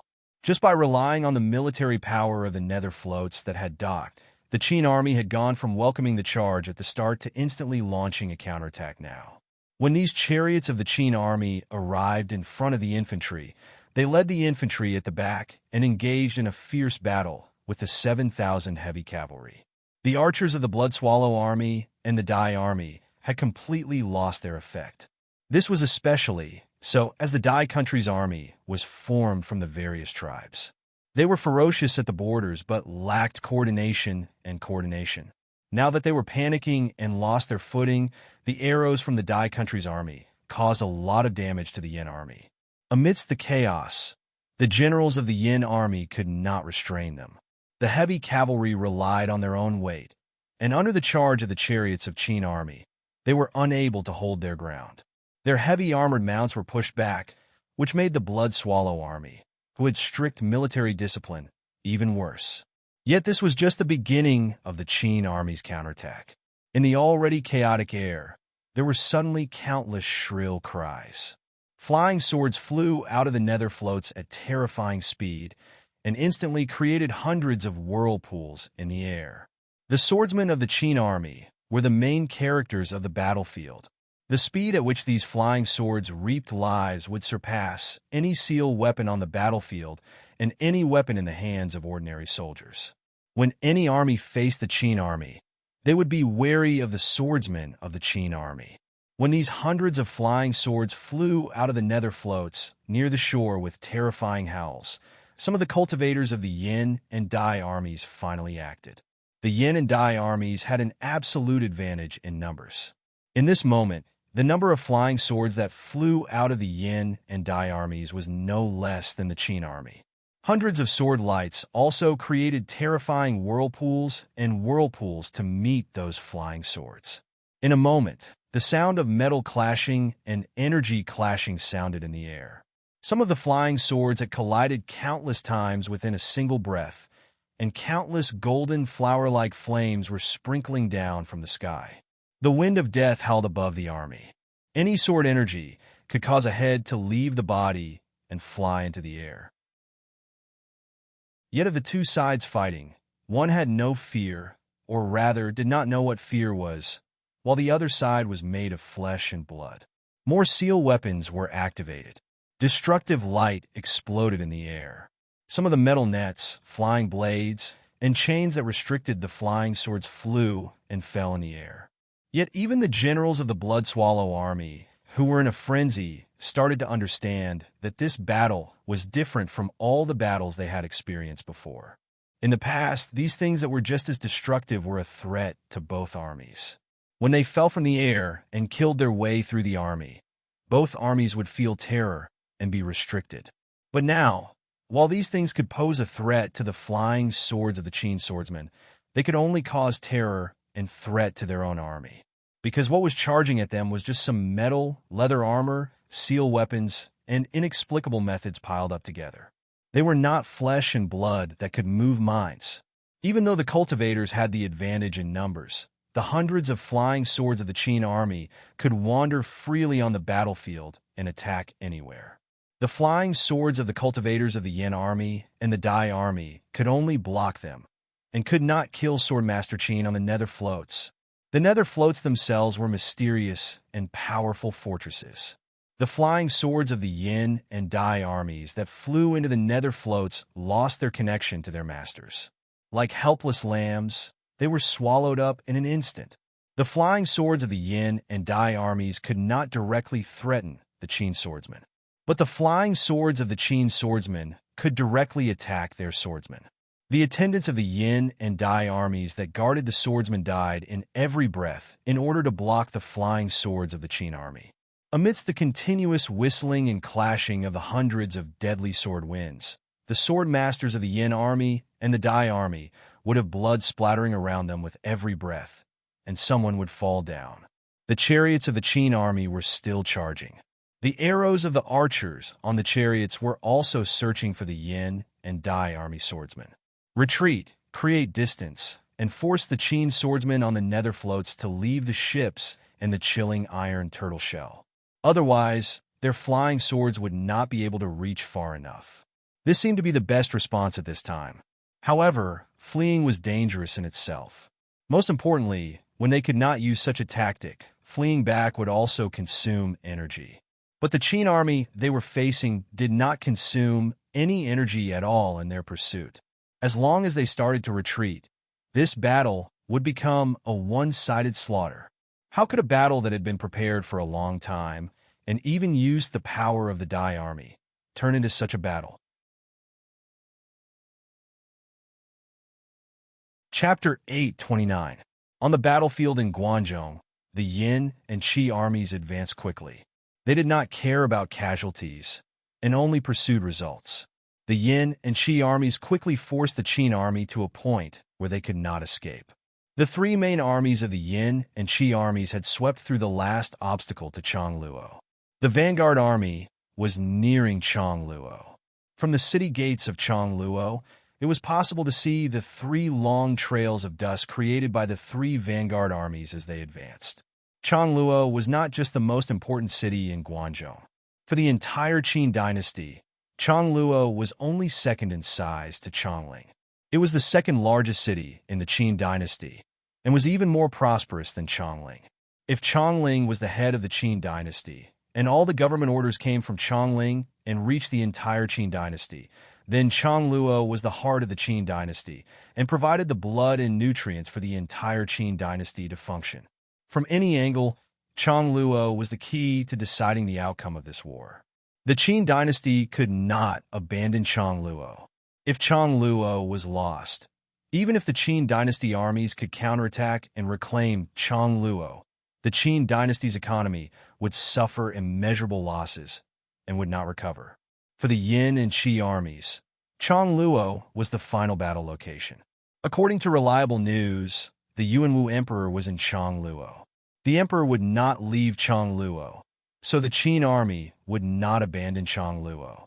The Qi emperor was still at the very back of the Yin and Qi armies.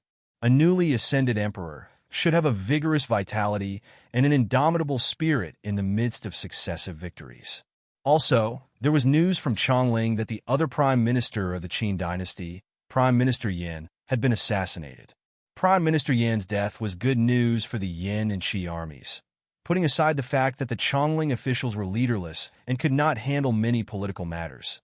Just the news itself was good news for the Yin and Qi armies. However, the closer they got to Changluo, the more the Yuanwu emperor refused to retreat, and the more uneasy the Qi emperor felt.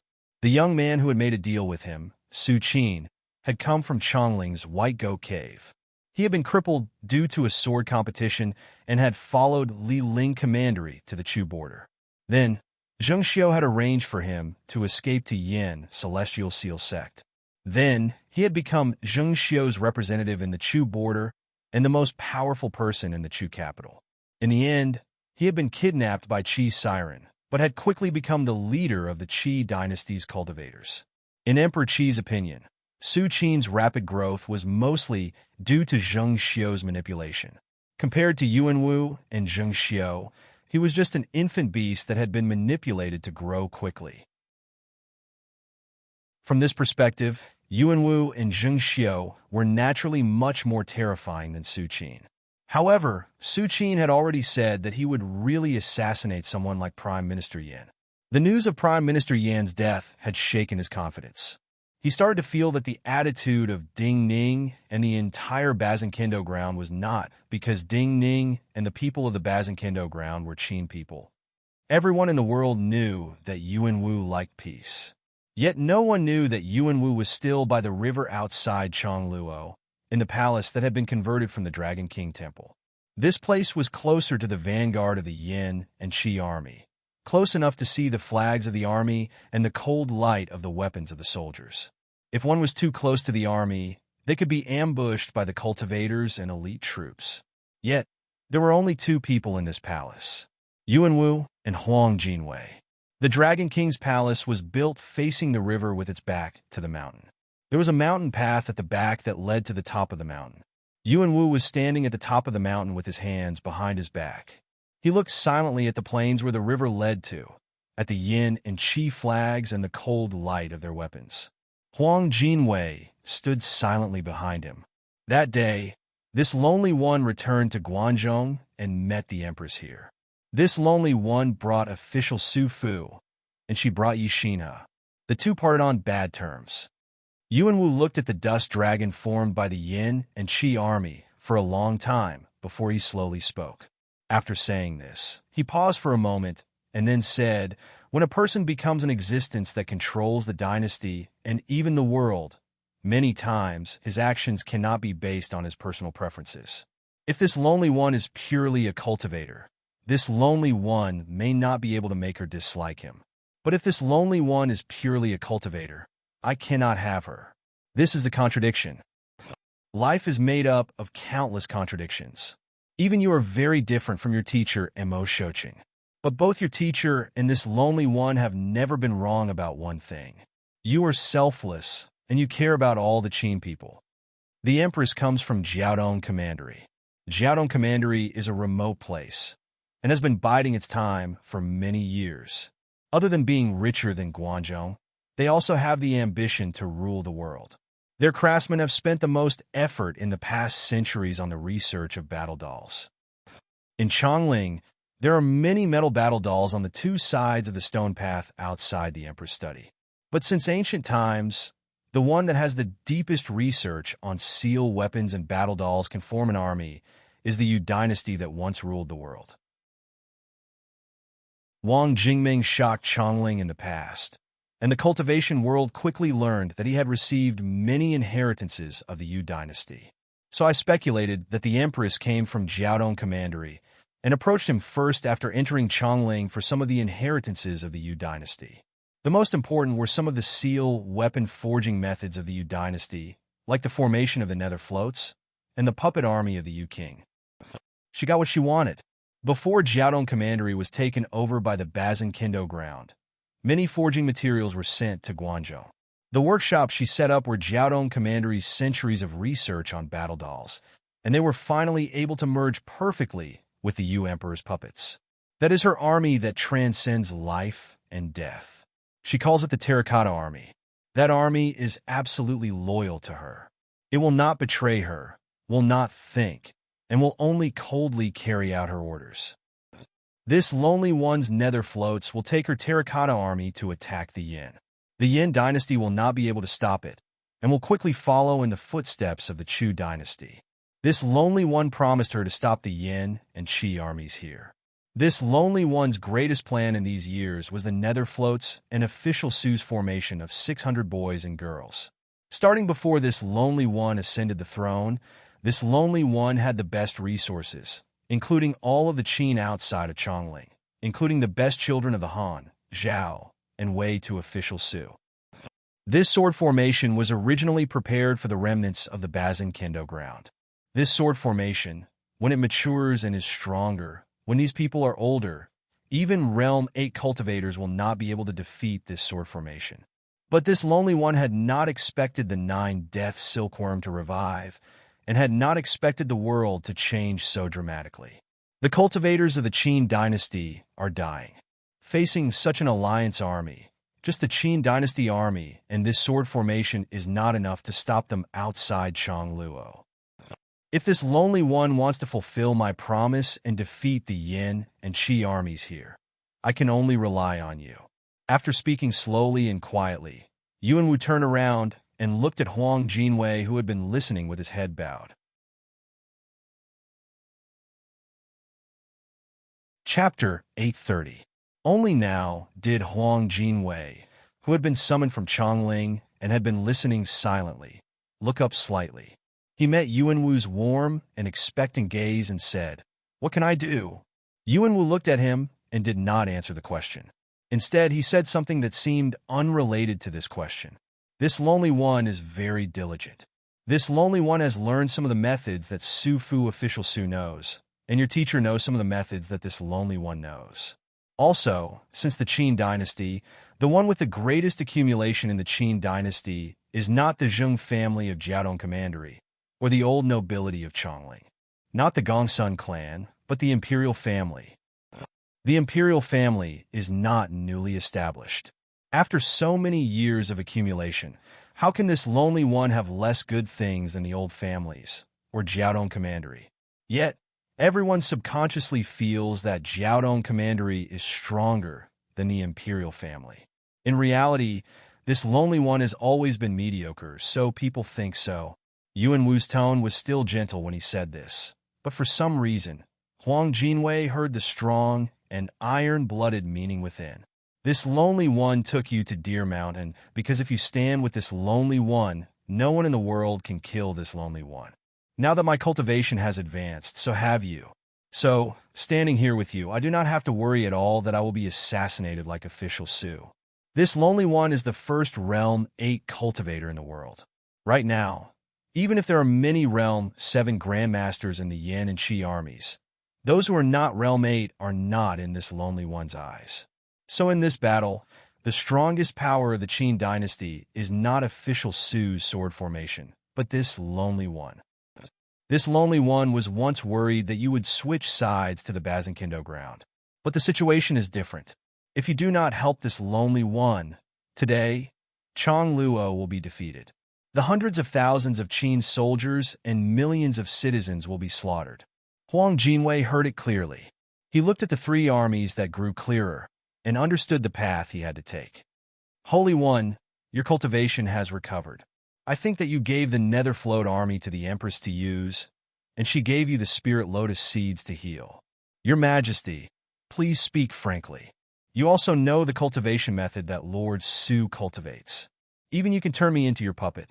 This way, whether you are using your true essence or in some dangerous situation, you will have an additional layer of protection. He said these two sentences slowly. Not only that, the Yuanwu Emperor shook his head ruefully and said, "Previously, the Emperor set a trap and finally captured the young lady of the Shang family. She wanted to use this to force Ding Ning. However, I accepted her conditions and released the young lady of the Shang family. This condition was the immortality elixir of Ancestral Mountain. It was because of this transaction that the Empress was completely disappointed in me and refused to give me the divine healing lotus seed. Huang Jinwei knew his end, but when he heard the words, he was still shocked. Wuji Ancestral Mountain's elixir of immortality? This immortality elixir of Ancestral Mountain is something that surpasses life and death. Yet, it has a level that cultivators cannot touch. Once used, one's mind will be consumed, and one will not be oneself in the future. The Yuanwu Emperor had a bitter smile. When this lonely one took this elixir of immortality, I understood that Ding Ning wanted to use this elixir to cause the Empress and this lonely one to break off completely. What he wanted to see was the Empress and this lonely one turning against each other. Yet this lonely one had no choice. It was as though I needed your help at this time.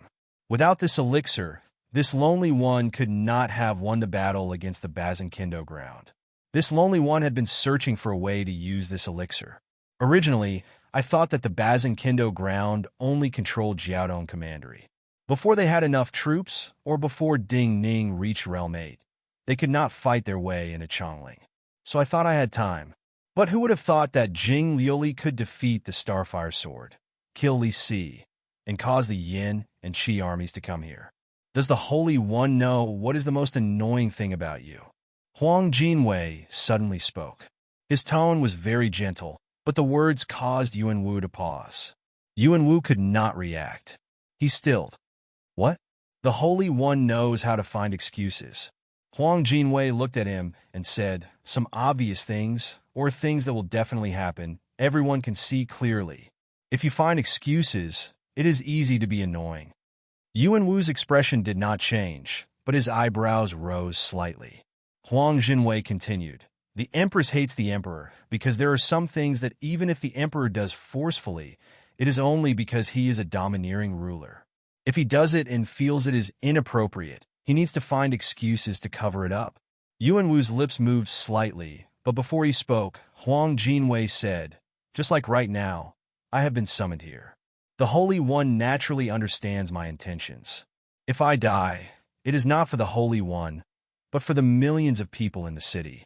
So, since the times have changed, I was born in the Qin and have received the kindness of my teacher.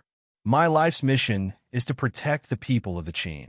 I will naturally agree to the Holy One's conditions. Why does the Holy One need to futilely disguise himself and use the Holy One's personal feelings to make me feel sympathy? Yuanwu closed his lips. After a moment of silence, he said, you see very clearly.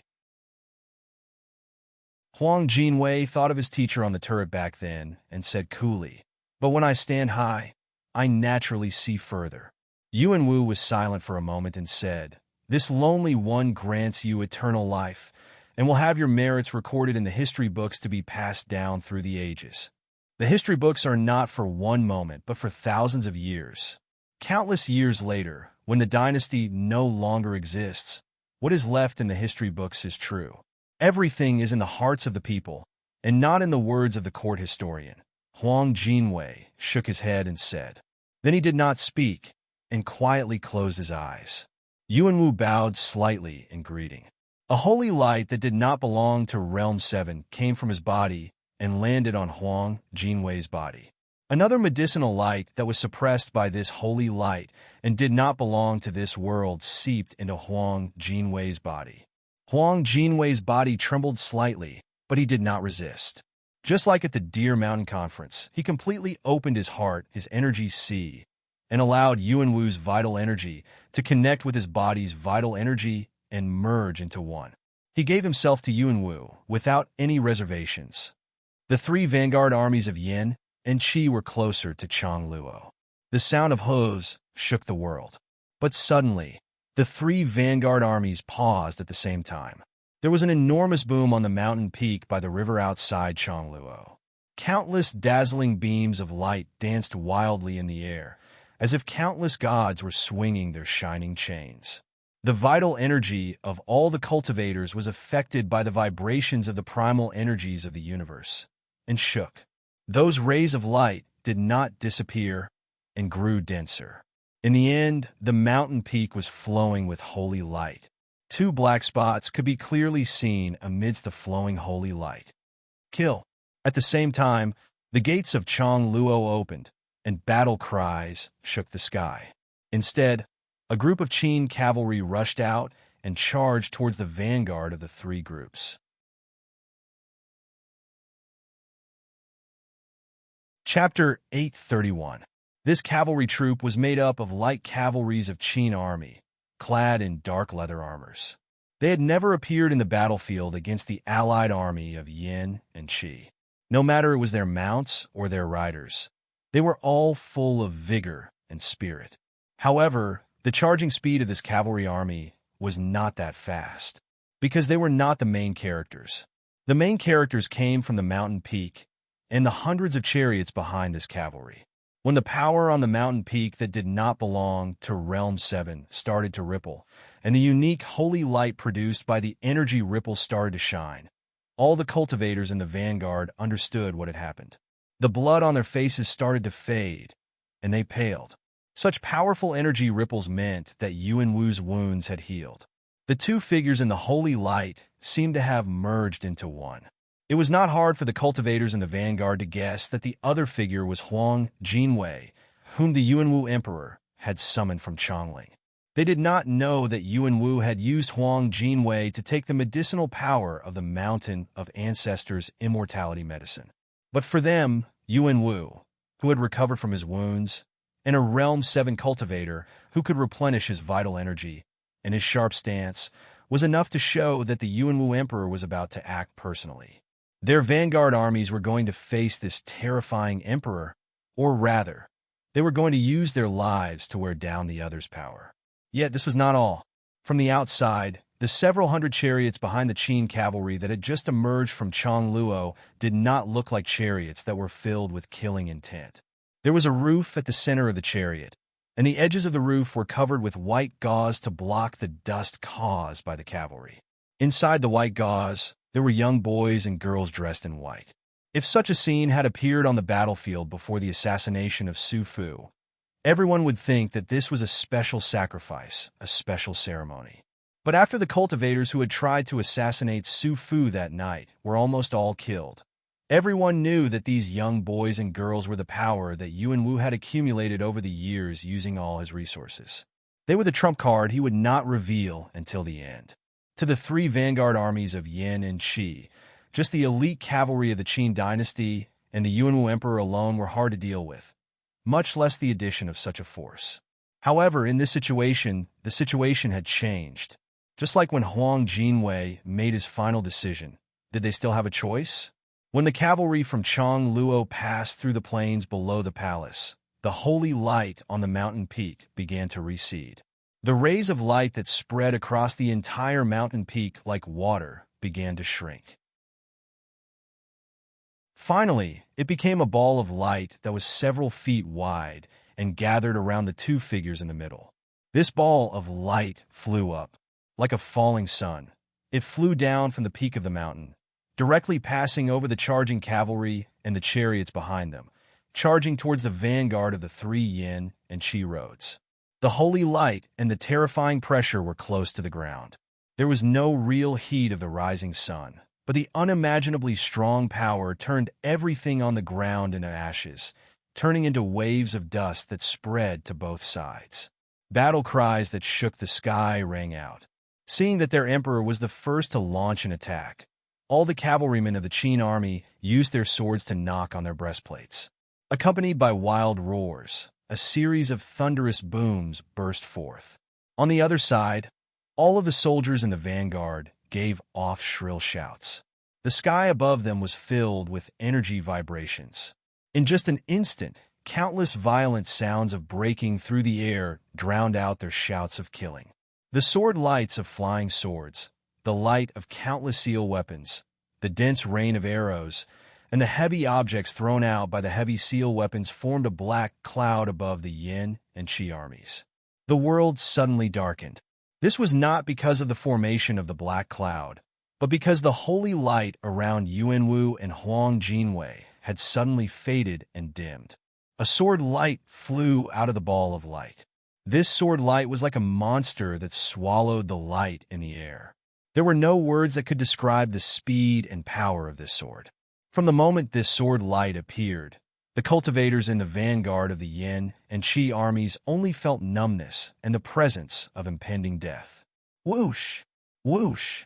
Whoosh! There was a clear cutting sound in the air.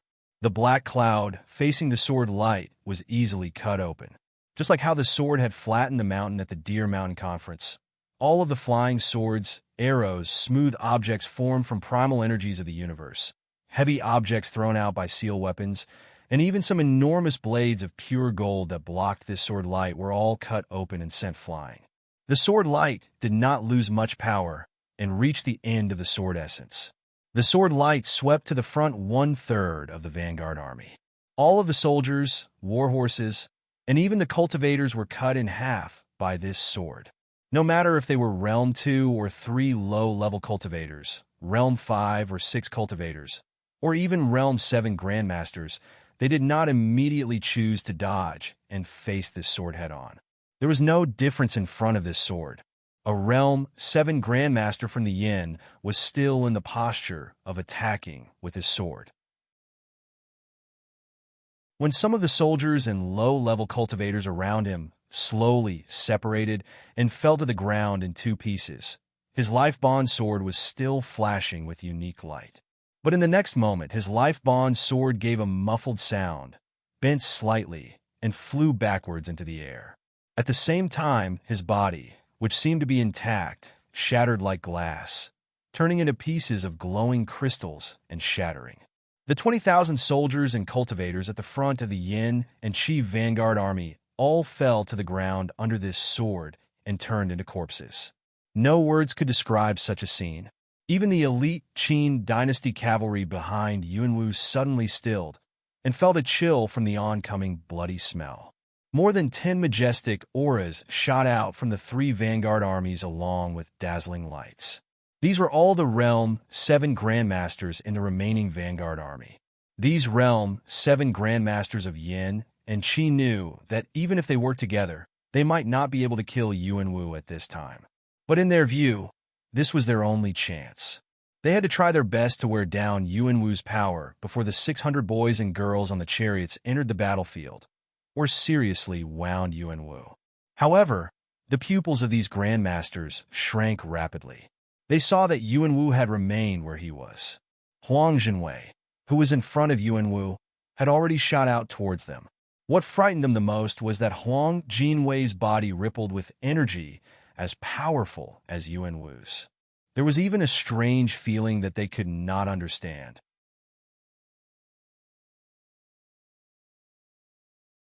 Chapter 832. Puff! A light sound was heard. A grandmaster from the Yin territory had appeared like a ghost in front of Huang Jinwei. His purple life-bond sword pierced through Huang Jinwei's chest and came out from behind Huang Jinwei. This Yin grandmaster saw almost 20,000 soldiers killed by Yuanwu with one blow. His eyes turned red, and he was determined to die. But in this moment, he was still stunned. He had not thought it would be so easy. Huang Jinwei was the direct disciple of Mo Shouqing who guarded Chongling. He had been a Realm 7 grandmaster for a long time. His cultivation was so high. How could he be so easily pierced by a blow? Blood and vital energy charged out of Huang Jinwei's back. But just as this Yin grandmaster was stunned, the blood and vital energy suddenly stopped like they were alive and shrank towards Huang Jinwei's body. Huang Jinwei's expression was indifferent. His right hand formed a sword and shot out a golden sword energy. This Yin grandmaster's life-bond sword quickly pulled out to block this golden sword. But with a boom, this Yin grandmaster could not stop the power of this blow. Half of his body was turned into bloody mist. Huang Jinwei did not stop. Golden and gray mist wrapped around the bloody holes in his body. It did not look like the flesh of an ordinary cultivator. It looked like a profound world was changing, and the wounds were healing at a visible rate. His body disappeared from the Yin Grandmaster he had killed with one blow and appeared next to a Grandmaster dressed in black robes. He seemed to just glance at this Grandmaster. Two golden energies in the air came together like two waterfalls and pressed towards the Grandmaster like two giant walls. The black-robed Grandmaster shouted in terror. His energy surged wildly. Black wind spun around his body, but he could not charge out of the two giant walls. Bang, bang, bang, bang. Countless violent collisions sounded at the same time. Pieces of flesh flew out of the spreading black wind. This Grandmaster had been killed by Huang Jinwei in one blow. Everyone was shocked. The rest of the evolved Jing Masters who had risked their lives to attack also stopped, their bodies trembling uncontrollably. Huang Jinwei had instantly killed Grandmasters. It was as though Yuan Wu was personally attacking. Even his method of using primal energies of the universe was not just Realm 7.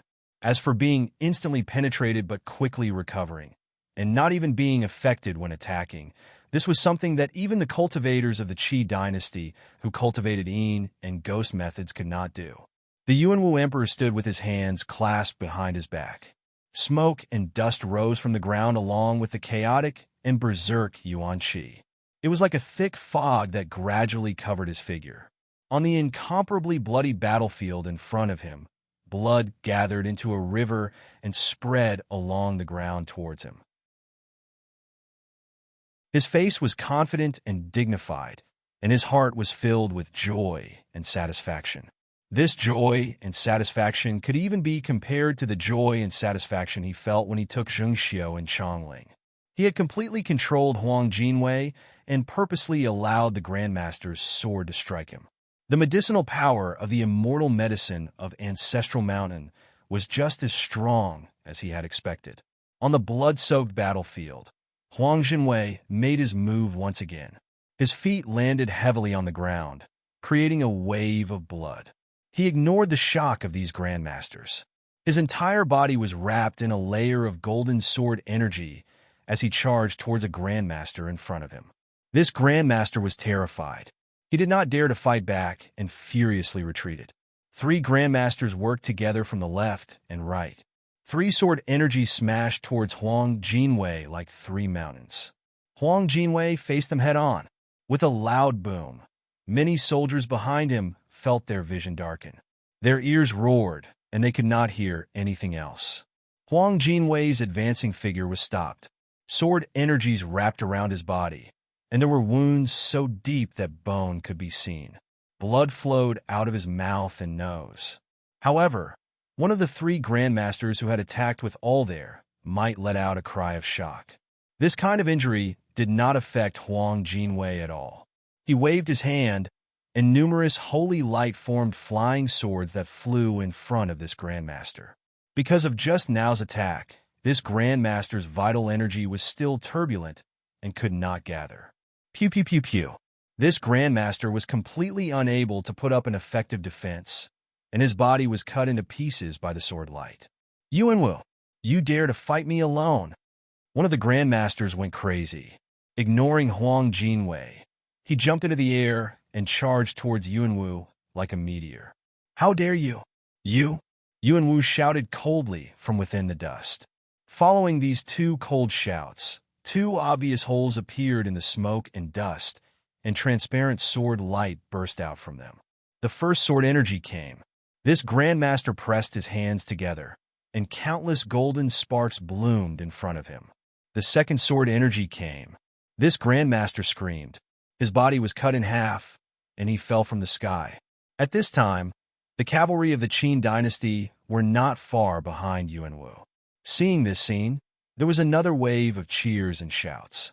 The three Yin and Qi vanguards were terrified. Even the Grandmasters who had rushed out earlier could no longer control their state of mind.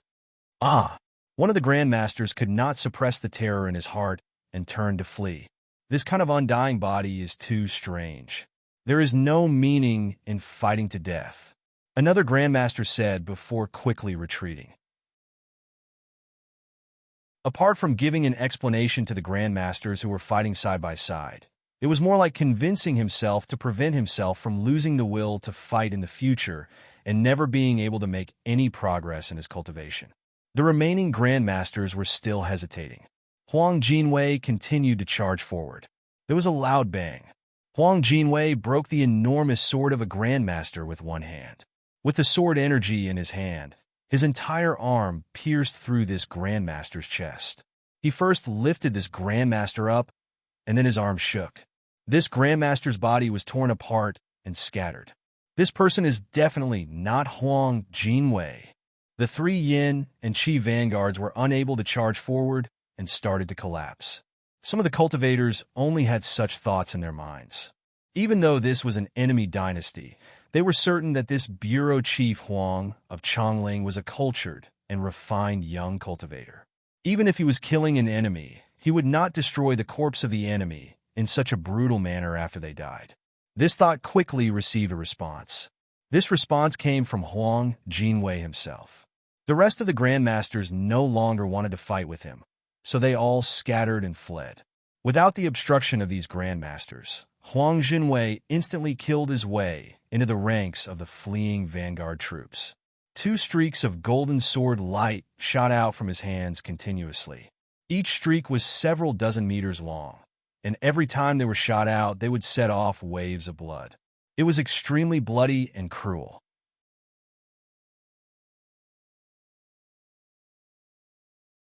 Chapter 833. Yuanwu still stood silently in the dust. The cavalry and chariots of the Qin dynasty surged past him like a tide towards the vanguard of the Yin and Qi armies. The pool of blood in front of him spread dozens of feet in front of him. It was cut open by his presence and silently parted to the sides of his body. He did not give any more orders, but in reality, he had given an order to Huang Jinwei to kill these three vanguard armies. At this time, Huang Jinwei was his other body. Also, this body had the medicinal power of the ancestral mountain's immortality medicine. Yuanwu was sure that even if Ding Ning came, he could not kill him. In a few breaths, Huang Jinwei passed through the enemy formations of the three vanguard armies, all the Yin soldiers and cultivators, and came to the front of the fleeing vanguard armies. In everyone's perception, Huang Jinwei was not stingy with his vital energy. The vital energy stored in his body surged out. Wall-like sword energies swept across the battlefield and created waves of blood. Huang Jinwei used his power alone to block the escape of the three armies. Behind him, the Qin dynasty cavalry stepped over the pools of blood and first caught up to the three fleeing Yin and Qi armies. With a wild roar, this cavalry army fired arrows that fell like rain. Immediately, the last of the three Yin and Qi armies suffered heavy losses. Kill! The three vanguard armies completely understood Yuanwu's intentions. Yuanwu wanted to kill them all to show his might. Amidst the deafening battle cries, one of the three vanguard troops charged towards the Huang Jinwei, while the rest of the troops scattered into small groups and fled from the flanks. But at this moment, the sky that had been illuminated several times brighter by Huang Jinwei's sword light became even more dazzling. This was a scene that had intimidated many grandmasters. Two streams of flying swords that were as dense as rivers of stars appeared in the mortal world, flying out from the charging chariots behind the cavalry army. These flying swords were much faster than arrows and ordinary seal weapons. Also, the aurora flashes had their own strict rules. Hundreds of sword lights, accompanied by the howls of death, sliced towards the flanks of these three vanguard armies. More than 100 sword lights, however, accurately moved between these flowing lights, revolving around these war chariots, protecting everyone on these war chariots. The power these flying swords carried even produced whirlwinds, making the four wheels of these war chariots almost leave the ground, their speed not inferior to light cavalry at full speed. These three vanguard troops were all elite troops of Yin and Qi. They had experienced countless battles, but even the most experienced soldiers had never experienced such a battle formation. Any formation, any coordination, and any resistance was completely ineffective. It had become a one-sided massacre. A flying sword flew past like a ray of light, bringing with it a dozen clouds of blood mist. Each cloud of blood mist came from a different Yin-Chi soldier, representing the loss of a fresh life. One of the Yin generals saw that it was impossible for him to survive. He sighed and killed himself with his sword. The battlefield was filled with cries. Fewer people resisted. More soldiers would rather commit suicide than be slaughtered. In the end, the blood mist spread and covered the three vanguard armies. In less than 15 minutes, other than the grandmasters and a few cultivators who had retreated, no one from the three vanguard armies that had attacked Changluo escaped, and no one was able to stand. Blood dyed the sky red. When Huang Jinwei returned to Yuan Wu's side, the Qin dynasty cavalry started to retreat. When the sword lights on the war chariots started to withdraw, the plains outside Changluo seemed to be covered with a red carpet, indescribably sad. These three vanguard armies were at most 100 miles to the center of the Yin and Qi army. When Yuan Wu attacked, when the battle started, there were fire beacons, pigeons, war eagles, and other means to send messages. Cultivators also quickly went up to watch. When the results of this battle quickly spread to the Yin and Qi army. At the beginning, the generals of the Yin and Qi army, who came into contact with the military intelligence, even suspected that what they saw was not real. Yet when the military intelligence reports flowed in, all the generals of the Yin and Qi army felt as though the sky had darkened. At the rear of the Qi army, among the Qi armies furthest from Changluo, numerous generals surrounded Emperor Qi, all of them silent. Their opinions could not be unified. Half of the generals wanted to retreat quickly to prevent a huge defeat, while the other half wanted to launch an all-out assault at all costs. They wanted to charge at Changluo with a terrifying force. No matter the casualties, they wanted to take down Changluo. Yet, none of the generals felt that they could make such a decision, even if the power to make such a decision was in their hands. Because this did not just mean the lives of millions, but also the survival and destruction of a dynasty. Only the emperor of a dynasty had the right to make such a decision. These generals of the highest level of the Qi army were waiting for the Qi emperor's orders. Yet, in this long period of time, the Qi emperor felt his mind was roaring. The world was spinning, light and darkness were reversing, and thousands of voices were arguing in his mind. He raised his head. The moment he faced the sunlight, he thought, if it was the emperor who gave up the throne to him, what kind of decision would he have made? Time passed minute by minute. Yet the Yin army did not make a decision, and no high-level general came to urge them. Wait a little longer. The Qi emperor finally focused. Thinking of the Yin army's reaction, he knew what the Yin people were waiting for. No matter what methods Yuan Wu uses, no matter how serious Huang Jinwei's injuries are, and how quickly he recovers, his and Huang Jinwei's vital energy will not be endless. The vital energy they use will take a long time to replenish. The three vanguard armies cannot decide the outcome of the war against the Qin. The true outcome is not here, but whether or not they can destroy Zheng Xiu's power. If Zheng Xiu's power is completely destroyed, Yuan Wu alone cannot win against the Qi and Yin armies. Even if only half of our people remain, Changluo will die, and Chongling will die. His hoarse voice reached the ears of the generals. No one objected, but if it really reached that step, the Yin army would rush back to help. If the Qin army attacked from the front and back, could the Yin survive? If the Yin did not exist, even if the Qi army could preserve their main force during their retreat, and take the resources they had plundered from the Qin, with Zheng Xiu here and Yuan Wu's power so advanced, what could the Qi dynasty rely on in the future? In this moment, everyone thought of Ding Ning. But they had disregarded the will of the first sword of the world on the Bazin Kendo ground and started this war against the Qin. After they were defeated, could they still hope to receive the others' help? These generals felt even more bitter.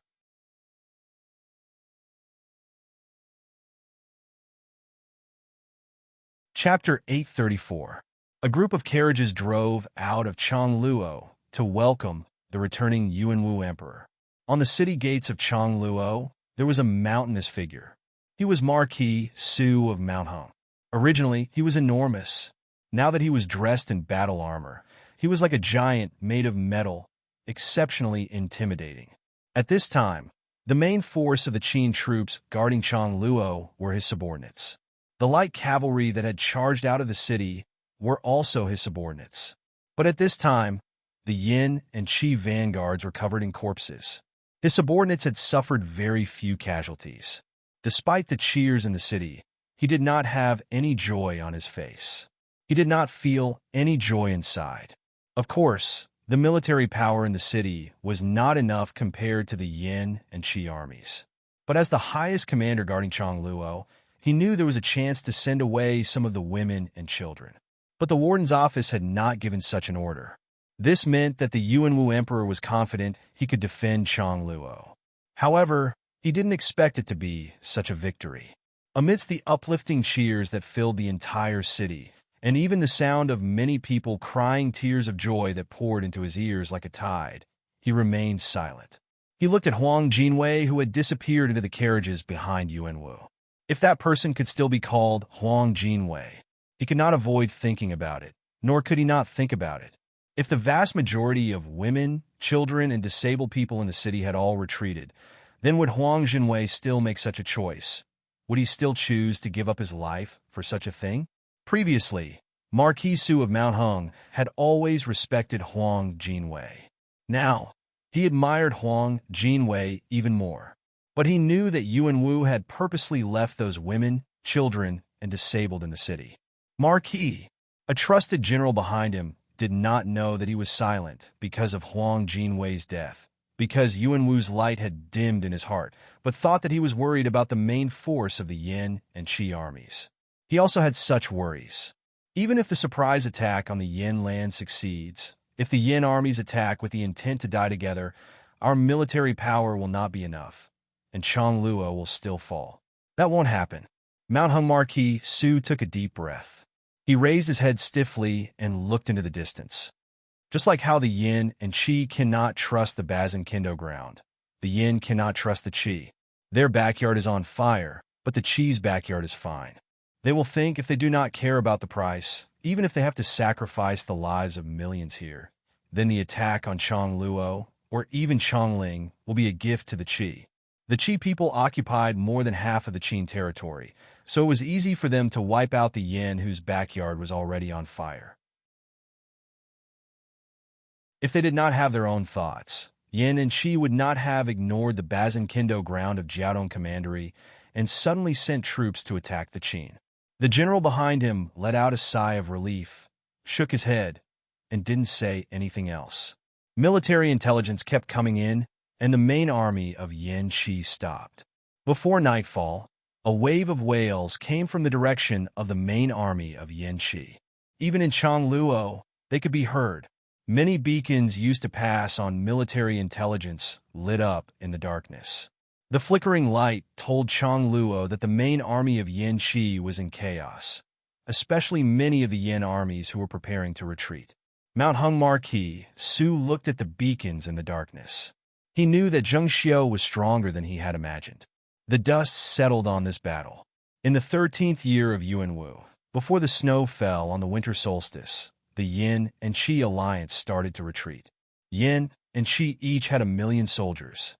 Adding on the vassal states and the alliance army of the powerful families, there were more than 3 million people. The war against the Qin ended in less than 2 months. This had never happened before in the annals of history. Just like when they first entered the Qin territories, the Yin and Qi alliance retreated in a hurry.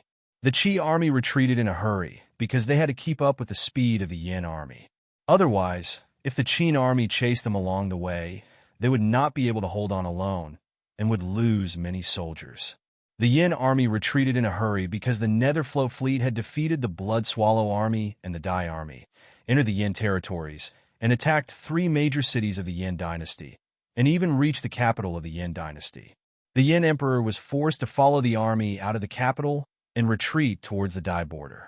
Looking at the process of this battle, everyone found that even though the bravery of the Qin dynasty army had won some time, the key to victory was the enormous sword formation in Su Fu's hands, the terracotta army that came out of Zheng Xiu's pass, the recovery of the Yuanwu emperor's wounds, and the method to control Huang Jinwei. No matter if it was Su Fu's sword formation of boys and girls, Zheng Xiu's terracotta army, or Huang Jinwei's undying body, these were all unbelievable. In the subconscious mind of the Yin and Qi people, these were things that did not make sense. But the Chu people also thought the same. The Chu dynasty had split apart because of the sudden attack of the Netherfloat fleet. In the Yu dynasty that had once united the world and was extremely powerful, the invincible Yu emperor had risen as a new soldier who could not even be counted as a cultivator. His sudden appearance was due to the fact that he was lucky enough to slay a black nether serpent that was extremely weak due to its molting and obtained a unique nether crystal from it. And the first swordsman of the Bazin Kendo ground, Wang Jingming, who had led the Qin dynasty to defeat the Han, Zhao, and Wei dynasties, he had coincidentally obtained many of the Yu emperor's legacies. Everything was coincidental, but the choices of many people caused many things to become inevitable and become fate. The Yin was north of the Qin. When the Qin lands were cold and the water turned to ice and snow was about to fall, snow was falling everywhere in the Yin territories, and most of the land was covered in white snow. The Netherfloat fleet that had broken through 3 major cities of the Yin and taken large amounts of resources disappeared in some waters. Many Qin armies that had been in the north of the Zhao had entered the Yin territories and took over many forts. The more disadvantageous the situation was for the Yin and Qi, the more the Yin and Qi understood Ding Ning's initial attitude. But after Ding Ning took away Zhang Yi from Zhongshu Commandery, no one knew of his whereabouts. Jiaodong Commandery was silent. Yuyang Commandery in the Yin territories had once been the capital of the former Ji country. Ji was just a small country. After the Yin swallowed Ji, they only absorbed large amounts of the products of Yuyang Commandery and did not spend much effort to build a city in Yuyang Commandery. So the present Yuyang Commandery was not as good as when it had been under Ji and only had some farmhouses and villages. When the snow fell, the mountains of Yuyang Commandery were covered in snow and the large rivers were frozen and appeared even more desolate. But no one knew that Ding Ning was alone on the white river of Yuyang Commandery, in a small boat on the Cloud Lake. He sat in the cabin, holding a fishing rod. He was fishing alone in the cold lake reflected by the thousands of mountains. At the same time, he was waiting for an old friend and enemy to come. The lake water was very cold, and the fish were deep at the bottom of the lake and motionless. However, the long wait finally paid off. When his fishing rod finally trembled, and a sluggish big fish happened to swallow the hook, he waved his rod to lead the line, and an abnormally fat white-scaled big fish came out of the water, colliding with the falling snowflakes in the air and landing on the bow of his boat. There was a soft sound, but it seemed to attract a response from the thousands of mountains. Ding Ning looked up slightly. He sensed that unusual presence and knew that the person he had been waiting for had arrived.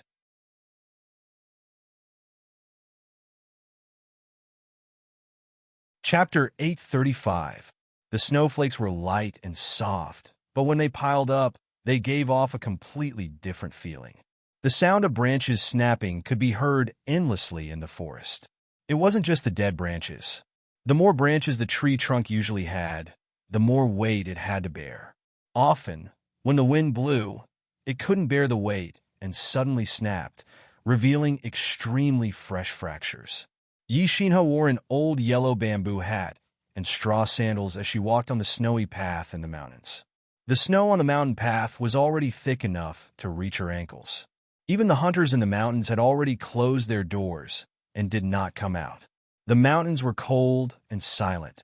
Everything silent. In the valley, there was a small courtyard with a fence made of dry wood. Even in the snow, it appeared to be on the verge of collapse. However, there was smoke coming from the bar chimney on the eaves. There was fire inside, but it gave people a feeling of warmth. Yi Xinhe was like a traveler who had come from afar to visit a friend, but unexpectedly encountered heavy snow. She unhurriedly arrived in front of this small courtyard, pushed open the crude door, and walked into the small courtyard. The wooden house that appeared fragile in the wind and snow was extremely simple. Other than a bee skin hammock, There was only a stone stove and a stone pot. The walls that were somewhat leaky were rich. They were covered in millet, dried meat, and some dried wild vegetables and all kinds of dried mushrooms used for seasoning. The fire in the stone stove was not very strong. Some of the dry wood had already become red charcoal, illuminating half the face of the owner of this wooden house. This was a middle-aged hunter. At least he dressed like this. But compared to ordinary hunters, even in this kind of shabby room, he appeared very clean and could even be called very pure. His clothes were also covered in dust and smoke, but these marks were all very new. Because as he breathed, there was always some strange power that pushed the old dust away from his body. His skin, under the fire, had a jade-like luster, flickering with fluorescence. Right now, he was cooking a snake soup. The white jade-like snake meat in the light rice porridge was constantly rolling. At this time, he had just added some chopped-up jade-like wild vegetables. He was holding a wooden spoon and slowly flipping it, very patiently. The aroma and sweetness of a well-cooked soup gently wafted out, just like the warm light of the fire. It could even make people temporarily forget the chill. Snake soup in winter seems a little inappropriate. Yishina raised his eyebrows slightly. He sat down across from the middle-aged hunter and warmed his pair of straw sandals. At the same time, he looked at the pot of snake soup and said slowly. Hearing his words, the middle-aged hunter smiled faintly and said, "This is a yellow flower snake unique to the mountains of Yuyang County. Originally, when a yellow flower blooms in the mountains, it eats the yellow flower seedlings and is the fattest. However, if it's too fat, it becomes greasy. If one doesn't get tired of eating and truly pursues the peak of taste, it's actually the best time to eat it in the winter.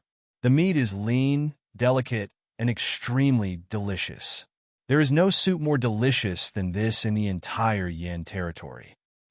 The spring thunder sounds, and all things awaken. When the yellow flower snake comes out of its hole, it's easy to capture. While you dislike the yellow flower snake for being too fat, it's easier to capture compared to when the snow sealed the mountains. Right now, the winter is cold, and it hides in its hole, silent and motionless. Even cultivators have a hard time finding it. To obtain this pot of soup, it will take a lot of effort. It seems a little inappropriate. Yishina smiled faintly and said. When the middle-aged hunter heard these words, his smile grew even wider. He shook his head and said, "Although I am the strongest Grandmaster Yin in the Yuyang region, I have already lived in seclusion for many years. To you people, it is a struggle for supremacy under the heavens. But to me, no matter how your dynasty changes, it is not as good as the pot of soup in front of me. Yet, you still came from afar, afraid that I will act. Even though you see me patiently cooking, your killing intent is still not extinguished. This is a little inappropriate. If you're not of my race, then you are different." Yishina's expression was still gentle, but he did not mince his words. "I'm still worried. When you came here, you walked through the snowy mountain path and observed the traces I left behind. Your confidence and aura have become even more perfect in this courtyard. You must feel that you have absolute confidence in killing me. If I wasn't used by you, you would have killed me. Unfortunately, it's still not the right time." The middle-aged hunter put down the wooden spoon and picked up a few pieces of charcoal from the stone stove. He placed them in a black stone bowl beside him. Then he looked at Yishina and said with a smile, "Because I am not using this snake soup alone, but to entertain a guest from afar. Other than this snake soup, there is also a dish of grilled fish. The fish is whitewater fish from the cold lake. The person who fetched the fish has been waiting for you here for many days. He is here, so you cannot kill me." Yishina's expression did not change, but his brows furrowed deeply. He did not speak. At this time, he sensed the arrival of a presence he was familiar with. He knew who had come. His presence trembled slightly. He was nervous, frightened, but also excited and expectant. The sound of footsteps in the snow sounded again outside the courtyard. That lake was very far from here, but Ding Ning had already arrived. When he pushed open the door and his face was illuminated by the firelight, the large fish in his hand had not died. There was only a slight frost on the surface. The fish was frozen stiff, but its tail was still swaying. Yishina looked silently at Ding Ning, who walked in. Ding Ning did not immediately speak to him. He only handed the fish to the middle-aged hunter. Just right? The middle-aged hunter was very satisfied. His smile was like peach blossoms blooming in spring. He took out a stone knife and cut open the fish's belly. He only cleaned out the innards, did not wash the blood or remove the scales. He only stuffed some dried meat, dried mushrooms, and several seasoned wild grasses into the fish's belly. Then he roasted it over the charcoal fire. The fish sizzled. Oil seeped out of the scales. The scales turned golden, soaked in oil, and looked unusually beautiful. The snake soup is just right. After drinking a bowl, we can eat the fish. Then there is another bowl of snake soup. There will not be any better taste and satisfaction than this, the middle-aged hunter said to Ding Ning and Yi Xinhe with a smile. Drink a bowl. Ding Ning took the first bowl of snake soup the middle-aged hunter scooped out and asked Yi Xinhe. Yi Xinhe's expression was normal. He took the second bowl of snake soup the middle-aged hunter scooped out. He slowly finished it and ate the snake. Then he looked at Ding Ning and said, "You should know that I am from Jiaodong Commandery." Ding Ning nodded and said calmly, "I am inviting you to drink this bowl of snake soup, not just for our past friendship. I also want to ask you, while you are from Jiaodong Commandery, you must hide in the shadows. You cannot enjoy Jiaodong Commandery like Zheng Xiu and the halo of status she has. Yet for this, you betrayed many people who thought of you as true friends. Why is this?" The middle-aged hunter put away his smile and said, "If it was me, I would not understand. So I agreed to him inviting you to eat this bowl of snake soup." Yishina put down the bowl in his hand. He looked up slightly as though he was thinking.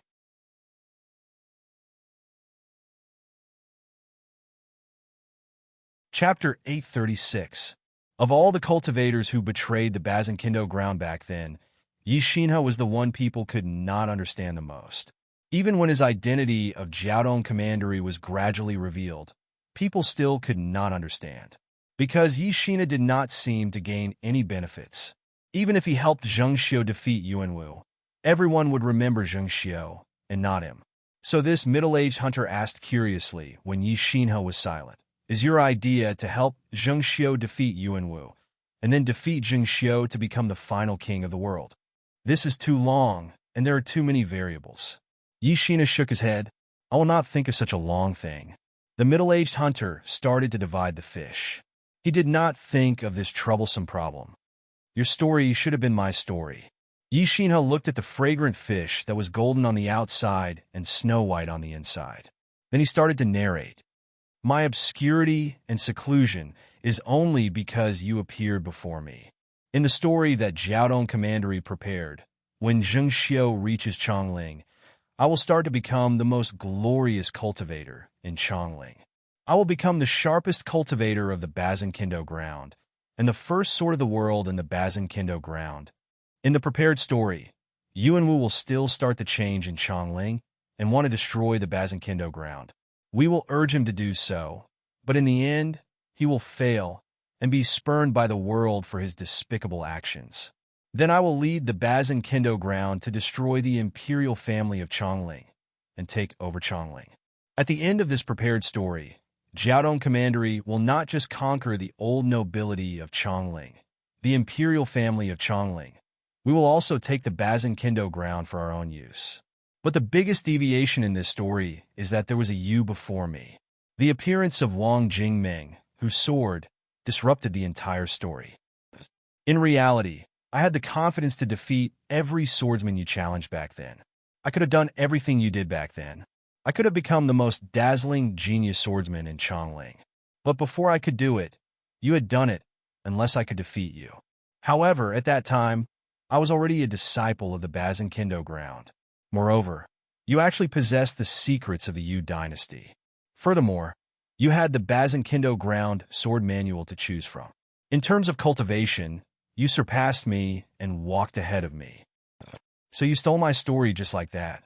The glorious Bazinkindo ground should have been me.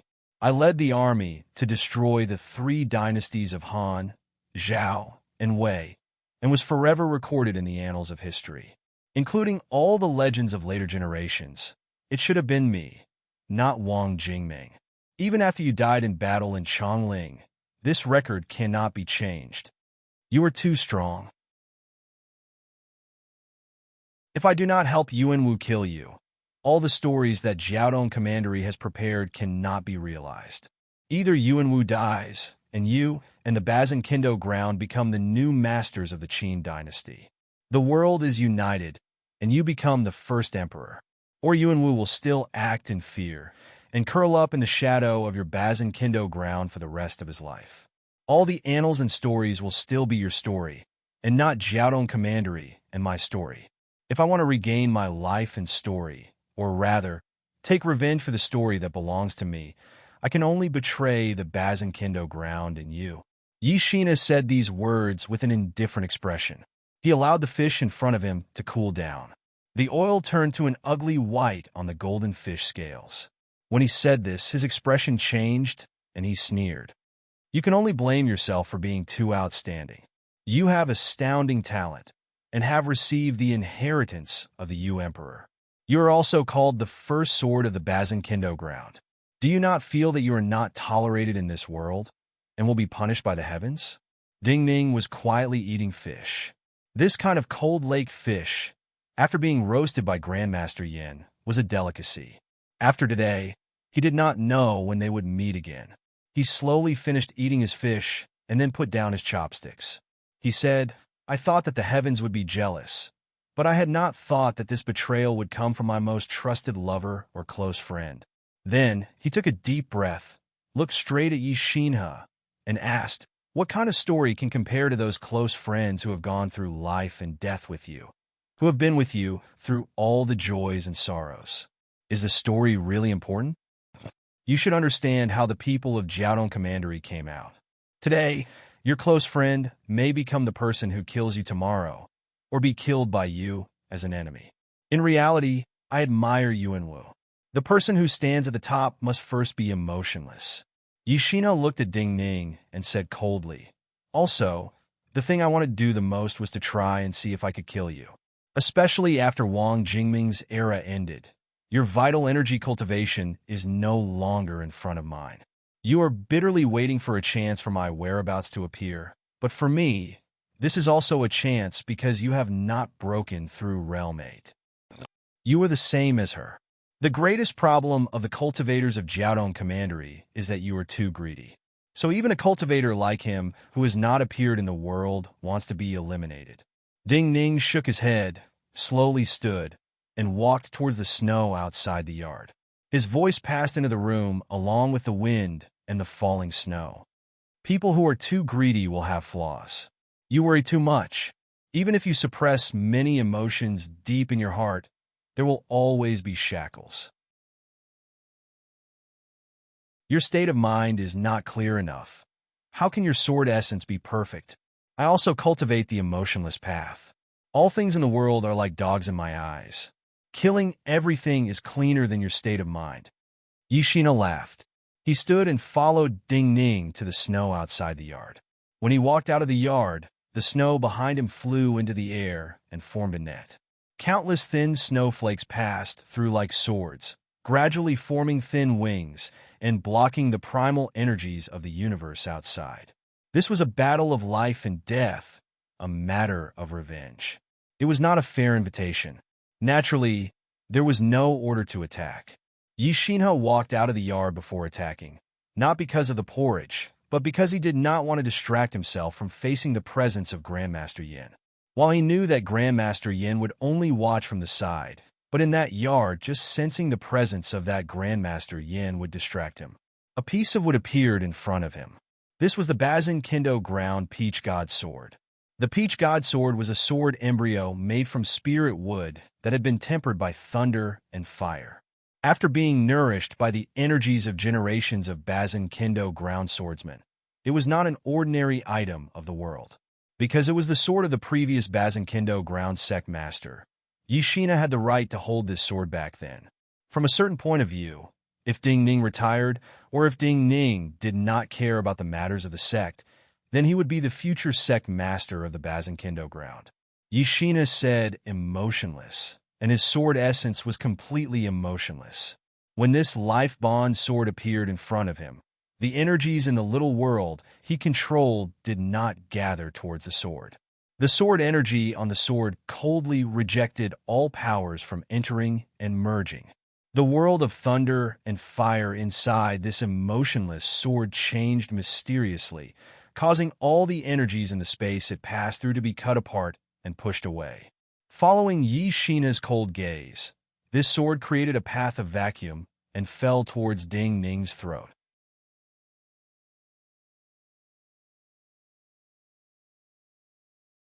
Chapter 837. The middle-aged hunter in the yard had walked into the yard. Seeing Yi Shina's sword, this Yin Grandmaster was deeply moved. He had not originally agreed with Yi Shina's story of Wang Jingmeng replacing him. But the appearance of this sword caused him to completely change his opinion. This sword was too powerful and very special. It felt like it had deviated from the path and formed its own sect. A person like this was likely to surpass the definition of a cultivator and even create a cultivation system completely different from the present cultivators. Naturally, he was not someone the Chongling swordsmen of the past could compare to. So even at the Deer Mountain Conference, Yi Shina had concealed his true strength. His true strength had always been above the imaginations of all cultivators in the world. Ding Ning looked calmly at Yi Shina's emotionless and destructive sword. This sword light repelled all presences in the world and cut off all energy rules. Naturally, it could also destroy any energy he summoned. But he stood where he was and did not move at all. A small sword flew up from his waist. This was the last flower remnant sword. Countless tiny flowers flew out of the sword and then were cut apart by this emotionless sword light. But the last flower remnant sword's body was extending. Countless sword threads flew out. Each thread, thinner than a hair, stabbed into a snowflake above and connected with the snowflake. The last flower remnant sword guided the entire snow formation to meet this emotionless sword light. Bam! There was an unimaginable muffled sound in the world. The mountains responded. Snow fell from the peaks and the tree branches. The pressure on the plants and trees lightened, and they suddenly straightened from their bent postures. All the plants in this mountain range suddenly relaxed because of this tremor, and they seemed as if they were alive, and they were brimming with a cheerful and lively aura. The thin peach god sword was suspended in the air with a faintly discernible thunder fire. A hint of shock appeared in Yi Shina's eyes. His emotionless sword could cut through all things in the world, but Ding Ning was using his own power. He could not cut himself. In this moment, he could not explain his feelings. He looked at Ding Ning's calm face and felt that Ding Ning was laughing at him. Unless one could even kill oneself mercilessly, that would be the true ruthlessness of the world. He had prepared for many years to use this sword to deal with Wang Jingmeng, but it was easily broken. However, he had no time to think because Ding Ning's counterattack had already begun. The world seemed to have suddenly become bright and beautiful. An indescribable cheerful aura filled the entire world. The strength of all the plants that bent and straightened their backs, as well as the cheerful and relaxed aura that came from the 10,000 mountains, became the sword intent of Ding Ning's sword. Countless gusts of wind that flowed due to the bouncing of these plants, wrapped in the primal energies of the universe, were all summoned by Ding Ning and gathered into the sword in his hand. A streak of unparalleled sword light was generated in Ding Ning's hand. This was the first time Ding Ning used the Great Punishment Sword with all his power after reaching Realm 7. Vast energy gathered from the 10,000 mountains and immediately crushed Yi Shina's snow formation. At the same time, Ding Ning's surging vital energy, unlike that of ordinary cultivators, furiously surged out and into the Great Punishment Sword in his hand. The entire mountain was shaking, including the distant lake. It seemed that this mountain and lake would be swept away and sent flying by Ding Ning's sword. Yi Shina's body gave off the sound of bones cracking. A clear feeling of disbelief welled up in his heart. In his perception, his flesh and bones seemed to be like charcoal that had been burned out and were turning into ashes that scattered into the wind. He was certain that Ding Ning was stronger than Wang Jingmeng in the past. When he had the chance to cultivate again, Ding Ning had corrected all the flaws in his previous cultivation. Even his vital energy method and sword were close to being the strongest in the world. But his confidence and fighting spirit had not completely disappeared. The thin piece of the peach god sword in front of him started to burn. This legendary sword carried the vital energy that he had cultivated for many years, turning into wisps of green smoke. Each wisp of green smoke was a merciless sword energy that cut through the air, temporarily blocking the terrifying yuan qi that was like two enormous mountains pressing down on him. At the same time, he affected a thread of energy deep in his energy sea. This energy was connected to the silent stars, to the mistress of Chongling. Jing Liuli had killed Li Si and caused Jing Liuli's whereabouts to be concealed. Zheng Xiu did not dare to use the Starfire Sword again. But Yi Shina knew that Zheng Xiu's Starfire Sword would come this time. Zheng Xiu knew that if Yi Shina saw Jing Liuli would not even have the chance to use such a move. Ding Ning looked up.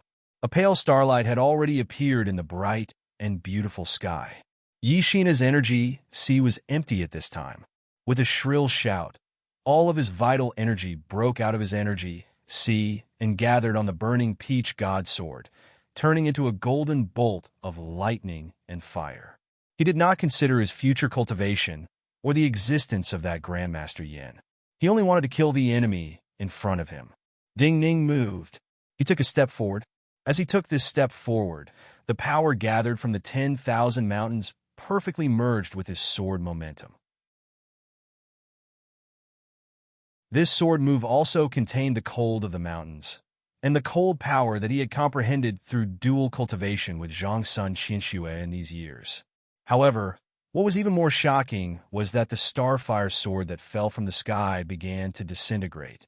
More accurately, the closer it got to Ding Ning, the more pale flowing fire left the sword and gathered in Ding Ning's sword light.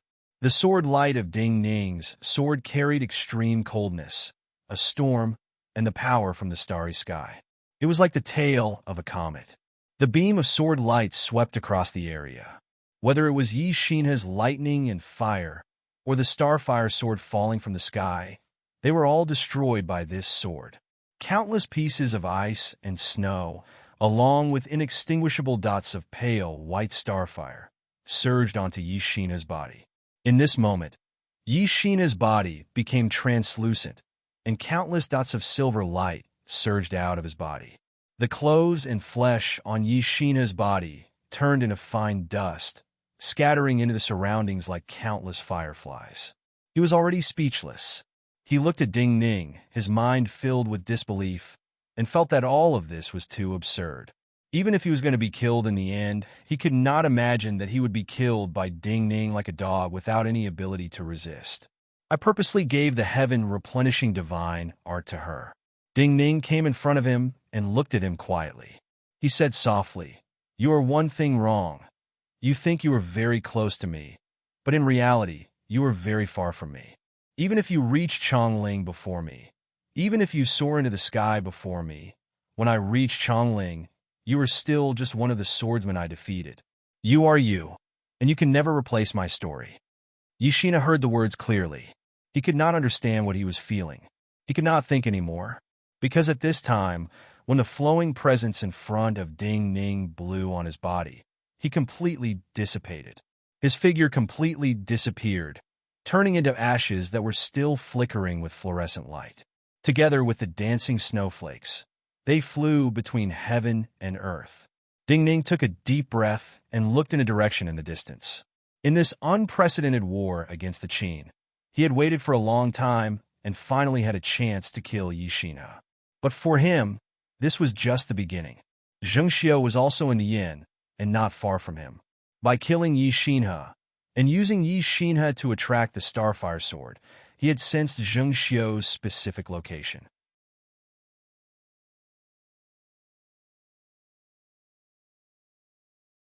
Chapter 838. One had to know that a person's true love and hate had to wait until they were about to die. In order to reveal a person's last trump card, it had to be when they were about to be killed. Ding Ning did not believe that the yin and qi armies could win because of this. Based on his understanding of Yuanwu and Zhengxiu, he knew that Yuanwu and Zhengxiu had hidden power that outsiders did not know of. But how much could only be revealed at the last moment. His original intentions had not changed.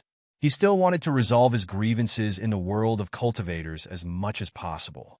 Also, he did not want any accidents to occur.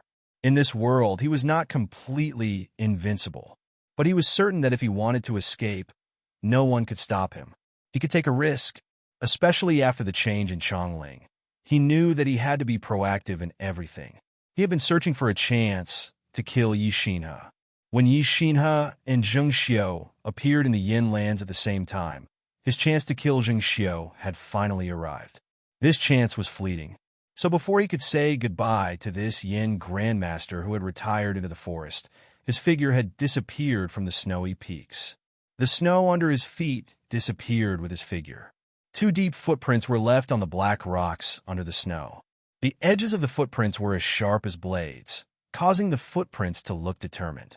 The middle-aged hunter took a deep breath.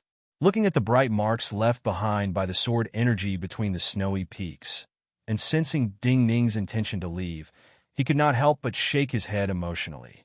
Yi Xinhe was no longer a person of the pond. Ding Ning was even higher and unfathomable. Since he was not strong enough, why force himself? He could live leisurely and blend into the world. He could cook snake soup and fish in his spare time. He had a beautiful life. Why make himself unhappy? All the troubles in one's heart were born from within. The moment Ding Ning killed Yi Xinhe, when the Starfire sword had fallen, Ding Ning had forcibly pulled out many of the Starfire for his use. When Ding Ning sensed where Zhengxiu was, Zhengxiu also sensed that Ding Ning had captured her. An unimaginably terrifying presence of an expert came from the distant snowy peaks and charged into her perception. She felt this terrifying and powerful presence was very familiar, but also very unfamiliar. The unfamiliarity came from the fact that this aura was much stronger than the one in her memories. There were countless indescribable flavors to it. The unfamiliarity also came from the fact that this aura was no longer close to her when it entered her sea of consciousness. It had become cold and detached. It was like passers-by passing each other under an umbrella in the snow, but not looking at each other. She knew what had happened. She knew about Yi Xinhe's death, and also knew that the heaven-replenishing divine art that the other party had given her had been tampered with in a way that even she had not noticed. She also knew that the other party had used her sword to lock onto her chi. However, at this moment she did not feel afraid. Instead, she felt a bit absent-minded. Many images suddenly appeared in her mind. Those scenes were hidden deep in her memories when she first came to Chongling and met this person. Her brow furrowed. Her mind seemed to want to travel through time and space and return to these scenes. But this days only lasted for a breath. Her expression became absolutely cold, and her beautiful features flashed with a porcelain-like light. She was in a river valley sheltered from the wind and snow. Those frightening nether floats were like fishing boats that were half sunk and half floating. Half of their bodies were exposed in the reeds of the river valley. They were covered in thick snow and blended into the river valley. Even if one walked past the nearby mountains, they might not be able to discover their existence. After continuous battles, these nether floats needed time to accumulate primal energies of the universe through formations. Theoretically, if she retreated with these nether floats, she had a higher chance of escaping Ding Ning's pursuit. But if she just wanted to live, what meaning was there in her life? If she wanted to live, she could have done it many years ago. She had always gambled her entire life. At this time, she had to gamble that after escaping this pursuit, she still had the power to fight against the Bazin Kendo ground. She had attacked the Yin dynasty not because the Yin dynasty was easier to deal with than the Qi, but because the Yin dynasty's many important mines were important to her. At this time, these nether floats were filled with all kinds of things that were important to her future. Go! She gave the order decisively. The entire nether floats did not understand what had happened. They did not understand why she had attacked just now. They did not understand why she wanted the entire nether floats to return to the Qin realm and Guanzhong in the fastest and most secretive way possible. When the nether floats disappeared into the icy water, Zheng Xiao had concealed her presence and left the river valley. She did not use any vital energy and just walked slowly like an ordinary person. The cold snowflakes fell on her body and gradually covered her in a layer of snow. Concealing her presence meant that she had come into contact with true cold. Her flower-like lips started to turn purple from the cold, and her feet started to turn numb. But this was very familiar to her. Many years ago in Jiaodong Commandery, including when the Qin dynasty fought against the Han, Zhao, and Wei dynasties, she had often taken on the role of an assassin. Moving stealthily, avoiding the senses of powerful cultivators, and avoiding the pursuit of powerful cultivators was what she was best at. So even though Ding Ning could quickly reach that river valley, she still had the confidence to escape Ding Ning's pursuit. But was everything really as she thought? The aftershocks of the Nether Float fleet's disappearance had not completely disappeared. While some bubbles and sand from the bottom of the river valley were still churning on the water surface, many fallen reeds were torn into countless pieces by a tremendous force descending from the sky. These fragments flew outwards like countless thin and long toothpicks, forming a circular wall. At the center of this circle, the water surface suddenly calmed and was pressed down like tangible glass by a power. Ding Ning's figure appeared on the water surface. He came from the distant snowy peaks at an unimaginable speed and landed here like a meteor. If this was any other grandmaster in the world, they would have used up all of their vital energy and could not support it. But after Ding Ning reached Realm 7 in Jiaodong Commandery, the amount of vital energy in his body could not be estimated with common sense. He could still use his vital energy as he wished. He quickly confirmed the direction of the nether floats, and sensed the lingering presence she had left behind when she concealed her presence. He was sure that she had purposefully left this presence for him to sense. She had purposefully let him know that she and the nether floats had separated. This way, even if he had plans to leave behind the nether floats, he could only choose between her and the nether floats. To pursue a target that would quickly disappear, and he might not be able to catch, or to choose the nether floats that he had a high chance of catching. Ding Ning did not hesitate at all. His figure disappeared from the water surface, and he chased in the direction her presence had disappeared. His target had always been Yixinha and Zheng Xiao. As to the nether floats, he only needed to confirm the direction they had fled to.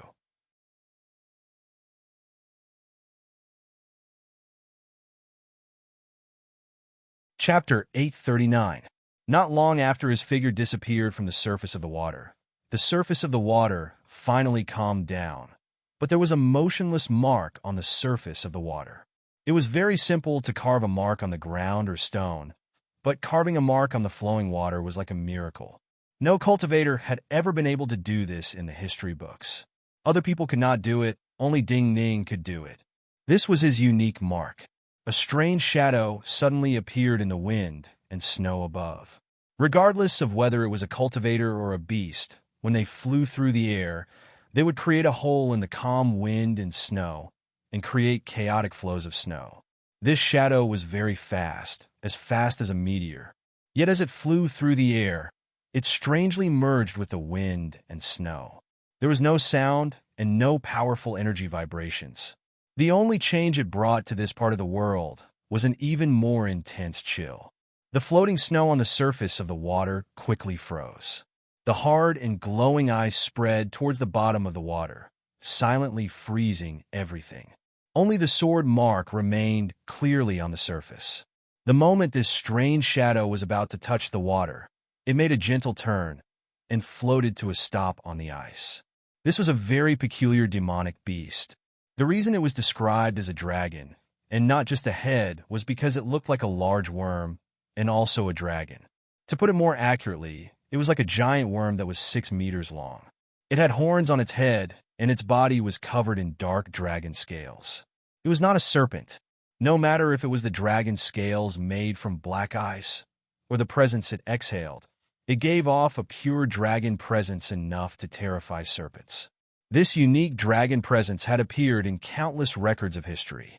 The last time the cultivators of the world had a chance to come in contact with it and experience it personally was in Chongling, the nether dragon that Bailey Sushua had used to charge into the Chongling Imperial Palace. This dragon size and appearance could not compare to the mountainous nether dragon, but its dragon presence and energy vibrations were stronger than the nether dragon. If not, how could it travel through the air without being startled by the wind and snow, like an emperor that could control the wind and snow at will? Yet there were two people on its back. It had an instinctive reverence for the two people on its back. The two people on its back, one was Zhongsun Qinxue, the other was Qianmu, and it was naturally the Min mountain worm that had transformed. It had obtained the bloodline of the nether dragon and the energy of the Nine Hell King's sword to become complete. Zhongsun Qinxue looked at the sword mark on the ice, her expression growing serious. She asked Qianmu, "You can sense it?" "Very simple." Qianmu answered very simply. Ding Ning had already gone to chase after Zheng Xiu. Zhongsun Qinxue and him were naturally not talking about Zheng Xiu, but the nether floats. The nether floats were even more powerful because of the formations added by the cultivators and craftsmen of the Qi dynasty. However, at this moment, it was a failure. In Qianmu's perception, these leaving nether floats were like giant pythons shedding their skin. Even if they were far away, their bodies were still connected to the skin. To him, it was very simple. Ding Ning landed in the snow. Where he landed was where the presence that Zheng Xiu had purposely left for him had disappeared. In his perception, he had followed this line all the way here. Then this line was cut off. There were no footprints after the line. In Chongling more than a decade ago, Zheng Xiu had been the person who understood him the best. So when Zheng Xiu betrayed him and worked with the Bazin Kendo ground and Yuanwu, he had been completely unprepared and lost. But he also understood Zheng Xiu. Even after so many years, he likely was the person who understood Zheng Xiu the best in the world. Also in Chongling more than a decade ago, when they first met and started to understand each other and fight together, they had played this game many times. She fled, he chased, or she purposely hid and waited for him to find her. When it rained, she might have hidden in a boat, picked fresh plums, and waited for him with a pot of tea. When the snow was falling, she might have ordered a pot of lamb meat and warmed a pot of wine in his favorite deep alley shop. But that was the past. When his feet landed on the ground, the sweetness of the past had turned into invisible murderousness. If there was reluctance, he would hesitate, his heart would soften, and his sword essence would be uncertain. She had hidden her presence in the snow and endured the cold. Then he had to come down and walk. He had to use traces that his perception and energy could not find to find her. These were all her pride and calculations. Maybe in her view, she had purposely left some traces of the little games she and Wang Jingming had played in the past so that Wang Jingming could find them. If there was a day when she truly hid, the other would have a hard time finding traces of her existence. This was a snow cliff. The place where the clues disappeared was the end of the snow cliff. This snow cliff was like a broken bridge.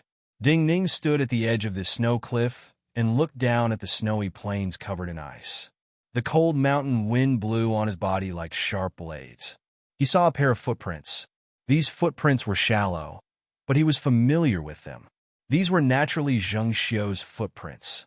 The position of this pair of footprints was even further ahead than his. It gave people the feeling that the owner of this pair of footprints had walked here and then leaped forward, jumping off the snow cliff. Of course, she had not committed suicide. There was nothing under the cliff, no footprints. She had purposely left these footprints to tell him that she had been here. She had purposely chosen this broken bridge because one year, when the snow had fallen, he and she had watched the snow from a cliff like this. She wanted him to be immersed in his memories. She wanted him to know that she still remembered these things. At the same time, these very new footprints told him that she was in the nearby mountains, but he still could not see her. Ding Ning looked calmly at this pair of footprints and then swiped with his finger. The footprints were swept away by a sharp sword chi and disappeared without a trace. The sword essence was clear and firm. This was to cut the past. As the sword chi was displayed, The memories related to it were also removed from his sea of consciousness like dust. He would not think of it again. He would not think of it again, since he had come to kill her, since she had purposely left behind many traces related to the past. He would cut them off one by one. Sword essence came from the mind. Those close friends who had gone through life and death with him. The past experiences with them grew clearer in his mind. Yet Zheng Xiu's figure grew further and fainter. He was not weakening, but growing stronger. As he continued to examine all the fine traces around the snow cliff, many wisps of smoke started to burn among the surrounding snow peaks. He was not surprised, because this was his plan. Some of the Wuji royal wolves would come. This was not the game of Chongling back then. He had waited for this chance for a long time. Before the snow fell in the Yin territory, he had transported many of the Wuji wolves into the Yin territory. These wild beasts that grew up in the snow plains and instinctively tracked prey were more useful than powerful cultivators at a time like this.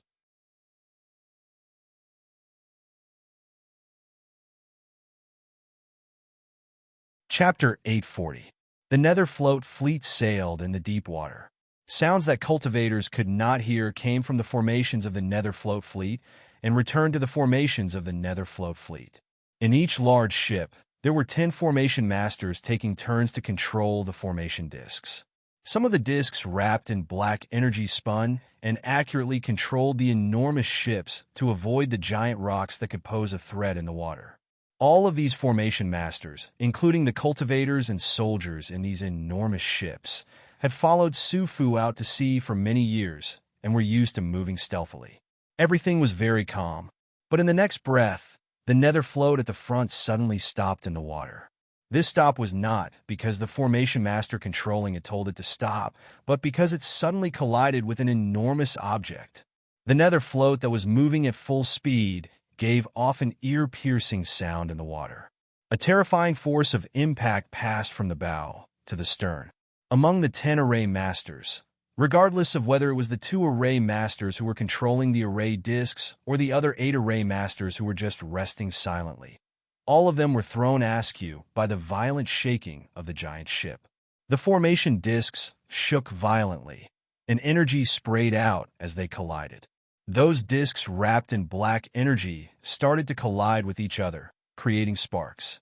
In the next moment, a powerful force of impact came from the stern of the ship. There was a certain distance between these nether floats, but because they had been moving at full speed without any signs of slowing down, when the first nether float ship suddenly stopped, the nether floats behind it had no time to slow down and started to collide. These enormous objects collided in the water, giving off terrifying sounds that could split one's head. However, around these nether float fleets, there weren't many waves. Instead, there were many sparkling lines. In the next moment, every nether floater let out a mournful roar. The formations of the nether floats were activated to their limits. The primal energies of the universe accumulated in the seal scripts furiously surged out, causing these nether floats to furiously move upwards. Crack, crack, crack. When these nether floats charged out of the river, there were still teeth-numbing cracking sounds behind them. These nether floats did not smoothly float like they usually did when they charged out of the water. Instead, they were stuck in the water, with the tails of some ships still below the surface. All of the formation masters on these nether floats were exhausted, their clothes soaked in sweat. Their eyes were filled with the joy of coming back from the dead, because this part of the river was sealed in ice. All of these nether floats were embedded in the ice and not floating on the water. Just now, if these nether floats were not strong enough, the entire fleet would have been frozen in the water. He didn't have the time to discover the abnormality and directly install the ice because the river water froze too quickly. Among all the cultivators in the world, only the legendary First Miss of the Gongsun clan could cultivate such a terrifying icy power. However, he had heard that her natal sword had been destroyed, so why was her strength even greater than before? When the heavy sounds of metal hitting the ice sounded, and the doors of the nether floats opened, all the cultivators who appeared had this thought. The river was sealed in ice for dozens of miles. The wind and snow seemed to have been sucked away. The river was unusually calm. Not far from them stood Zhongsun Qianxue and Qianmu. There was a beast behind Zhongsun Qianxue. This beast looked more like a worm, but gave off the purest dragon presence. The ice under their feet also gave off the purest dragon presence. All the cultivators on the nether floats thought of Bailey Sushiwe's nether dragon, and then unconsciously thought of the legendary nether dragon of the Yu dynasty. Kill her! A cold military order came from the depths of one of the nether floats. The cultivators on these nether floats were all loyal to Zheng Xiu or Yuan Wu. Of course, they would not disobey such an order. Many sword lights illuminated the ice surface in an instant. The dazzling sword lights refracted on the ice surface, turning this section of the frozen river surface into a colorful, glazed world. There were many Realm 7 Grandmasters among the cultivators who attacked, but all of these sword lights were overshadowed by a sword light from the sky. No sword light was as eye-catching as this one, because it was fast. This sword light that came out of the clouds was so fast that these Realm 7 cultivators could not see its color. Cries of surprise rang out on the surface of the river like a tide. In this world, only Tantai Guanjian had such speed. Gasps! The sword light circled around the ice surface like a flickering light and passing shadow, and then landed on the river bank in the distance. Many cultivators had sounds of air leaking from their energy seas. Blood and vital energy sprayed out like steam from a boiling pot. One sword strike destroyed most of the cultivators' energy seas. Tantai Guanjian, who appeared on the shore, seemed to be lost. Even the sword presence he left on the ice and around him had a sense of loss and sorrow. It was not because this sword strike had used up almost all of his vital energy.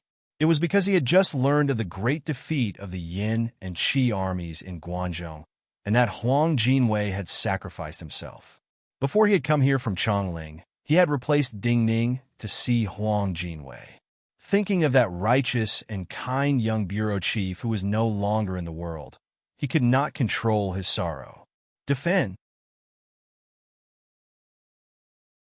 The military order sounded from the nether floats again. In a panic, all of these swordsmen retreated back to the nether floats. Those cultivators who had their energy seas pierced and could not move were brought back to the nether floats by the people around them. From a certain point of view, the nether floats were enormous shields and one of the strongest fortresses in the world. Tantai Guanjian turned and left. The mission Ding Ning had given him was to take care of some of the more difficult grandmasters on the nether floats. So he only needed to attack once and did not need to control his vital energy. Now that this mission was completed, what he needed to do next was ensure his own safety. What the cultivators on the nether floats loyal to Zheng Xiu and Yuan Wu could not understand was that Zheng Xiu and that long worm had also retreated. She and Tantai Guanjian had retreated in the same direction. In their sight, there was only that black-robed youth standing there. But even this black-robed youth did not seem to plan on attacking at this time. The sky suddenly lit up. This black-robed youth even retreated slightly. The black clouds started to burn. All of the cultivators on the nether floats looked in shock at the sky. The black clouds were burned through. Countless scarlet gold fireballs rained down on the nether floats like a storm. These fireballs did not have the smell of saltpeter or sulfur, only a pure sun presence. Each fireball was like a miniature sun.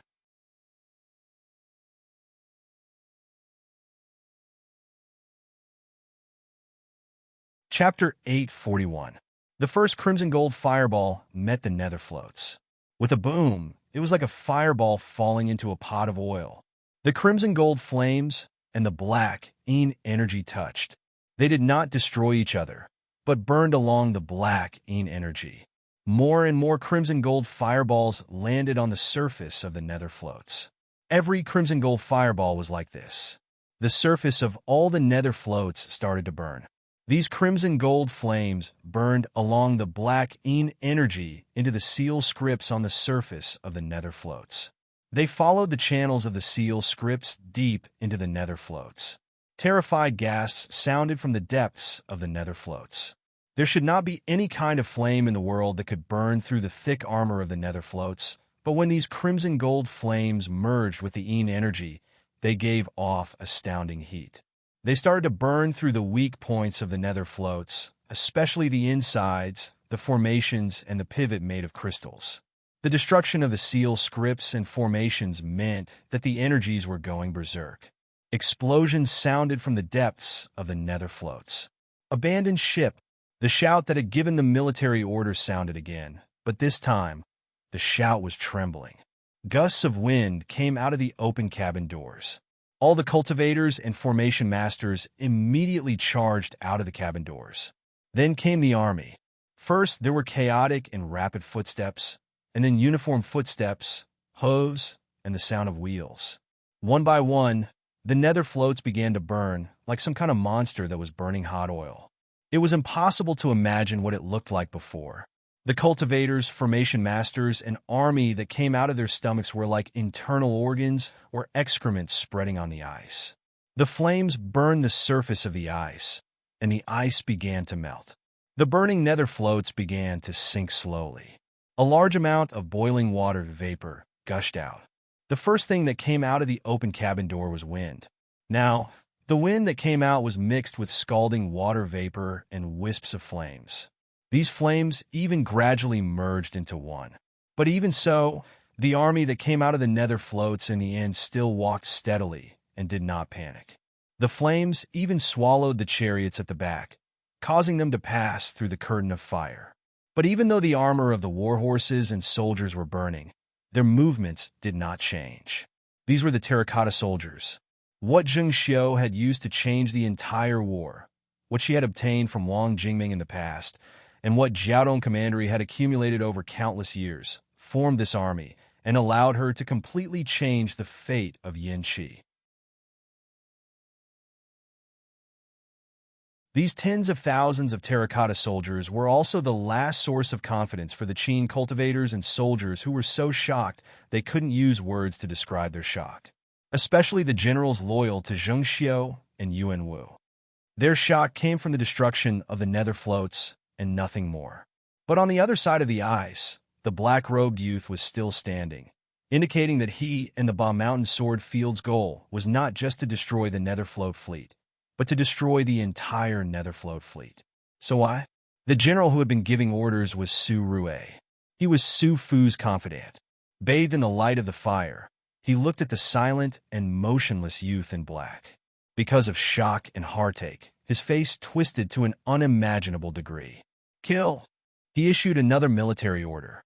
The terracotta soldiers that left the nether floats, in the end, started to advance on the ice like a tide. What was most terrifying about these terracotta soldiers was that their bodies were just shells. As long as some of the core magic crystals were not lost, and as long as the craftsmen in Zheng Xiu's hands who could make these terracotta soldiers were still present, even the damaged terracotta soldiers could be restored. From a certain point of view, this was the bravest, undying army that did not fear death. Some flying swords were mixed among the terracotta soldiers and whimpered as they tore through the air. A powerful army with large numbers of cultivators could only be matched by an army. He did not believe that the Bazin Kendo ground in Jiaodong Commandery could ambush an army strong enough to kill his undying army. The terracotta soldiers started to run. All the footsteps of the infantry were in unison, the cavalry and chariots following behind them. The orderly footsteps created terrifying vibrations on the ice. Countless cracks appeared on the ice, deep to the bottom of the river. As the footsteps continued to trample, cracks appeared among the cracks, and countless pieces of ice flew up. Even Su Rue and the cultivators who had attacked felt their hearts tremble at the charge of such an army. But inexplicably, looking at the silent and motionless youth in black, they had an ominous feeling. At the bottom of the river where they could not see, black energy rose from the sand. The black energy was as thick as ink and immediately filled the cracks in the ice and silently spread upwards. A black flower bud grew out of the cracks in the ice and immediately bloomed. After one, there were countless flowers. The white ice turned into a sea of flowers. A black sea of flowers. Countless gasps could be heard. The terracotta army that seemed like it would never slow down suddenly slowed down. Even the flying swords that were tailing behind them felt a strong, binding force, a strange erosion. But this was just the beginning. Someone was playing a zither in the mountains. The sound of the zither was sobbing, cold and light, making people feel sad and lonely. Other than flowers, black bamboo started to grow in the ice cracks. Many of the cultivators behind the terracotta soldiers felt their hearts grow heavy. They started to realize who the black bamboo and the sound of the zither came from. Putting aside the past grievances between the Bazin Kendo ground and Yuanwu, the Qin dynasty still owed the Shang family an explanation. An orphan girl of the Shang family, like a ghost, could strike at the hearts of all Qin people. The terracotta army seemed to be in a quagmire. The ice continued to crack. Chunks of ice surged upward, and an endless amount of black gas surged up from below. Most of the nether floats had disappeared, burning into rotten metal and sinking into the water. But on the ice, there were enormous things like nether floats rising. It was a black mountain. There were countless gravestones on the mountain. Shouts and sword cries could be heard one after another. Almost all the cultivators and formation masters acted. Even the eldest miss of the Shang family had appeared. If by Shan Shui and the others came, and they could not get the terracotta army to join the battle, they might be completely annihilated. But this thousand-grave mountain was not the thousand-grave mountain that the cultivators of the world were familiar with. Between these tombstones, figures appeared one after another. These figures were shrouded in death energy. They were not living beings, but they gave off the presence that only grandmasters could have. Many sword lights unconsciously stopped in the air and retreated. The owners of these sword lights saw in shock that more and more of these non-living figures appeared, walked out of the thousand-grave mountain, and headed towards the terracotta army.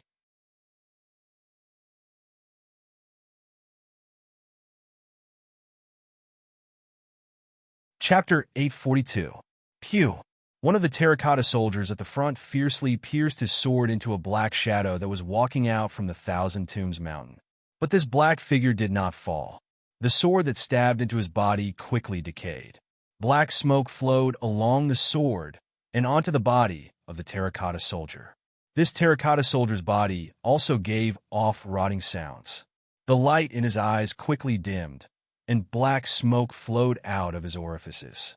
This terracotta soldier that seemed to never stop lowered his head and knelt down. These figures shrouded in black energy charged into the terracotta army. Compared to the terracotta army, these figures were like shadows hanging together, and as sad as the zither music. However, wherever they passed by, it was like a plague passing through. The terracotta soldiers that were powerful to the armies of the world were as fragile as paper that could be blown away by the wind at any time. One after another, the terracotta soldiers fell to the ground. Like kites with their strings cut, they were blasted away by the powerful Yuan Qi and shattered into pieces. These figures that walked out of the Thousand Tombs mountain and the black flowers and bamboo on the ground formed a black tide that quickly spread towards the cultivators and soldiers behind the terracotta soldiers. Su Rui's heart palpitated. His lips opened, but trembled, and he could not give any orders. The terracotta soldiers were terrifying because they were undying. But when they encountered the same undying, the other was stronger, and there was nothing to be proud of. When the black tide passed through the terracotta soldiers, the Netherfloat fleet had been destroyed. Because what was truly terrifying about the Netherfloat fleet was not the cultivators and ordinary soldiers they carried, but the Netherfloat ships themselves and the terracotta soldiers. Before the burning Netherfloat ships turned to rotten metal and sank to the bottom of the water, they lit up half the sky. Even the nameless Grandmaster of Yuyang Commandery, who had long secluded himself, saw the light from the distant snowy peaks and sighed in admiration. He knew that the Netherfloat fleet that had once roamed the seas and delivered large amounts of cultivation resources to the Qin dynasty no longer existed after today. At this time, Zheng Xiu, who was closer to the destroyed fleet, naturally knew what had happened. In fact, when those golden red fireballs appeared in the air like the scorching sun, she had already turned around to look back while walking in the snow forest. The reddish-gold flames illuminated the snowy forest she was in, illuminating her entire body in a reddish-gold color. Even through her dress, it reflected the outline of her perfect body. She did not see Qianmu attack, but she knew Ding Ning very well, or rather, the former Wang Jingming. She knew that the other party must have a way to completely destroy this fleet, including her terracotta soldiers, otherwise he wouldn't have made a move. Since Yi Xin's death, this was the first time her state of mind had a subtle fluctuation. She did not expect Ding Ning to possess such power. The coldness in his body was getting stronger and stronger. At this moment, she heard the howling of wolves in the forest not far away. There were very few tigers and wolves in the forests of Yuyang County, and their howls were exceptionally powerful and melodious. She looked down. She finally knew that it was not so simple to escape. It was no longer a game like what had happened in Chongling, where she deliberately gave in. Fortunately, she still had enough patience. It was not so simple. This meant that this kind of escape and pursuit would take more time. Almost subconsciously, she pulled out the hairpin on her head, seemingly casually stabbing it into the pine wood beside her. With each stab, she could easily pick out a fat white tree worm. She chewed on these tree worms and swallowed them. This taste was bitter and hard to describe, but she was used to it when she cultivated in Jiaodong Commandery. This taste could awaken many of her dormant instincts. To survive in the cold, one needed warmth from fire, food, clothing, or the cultivator's own vital energy.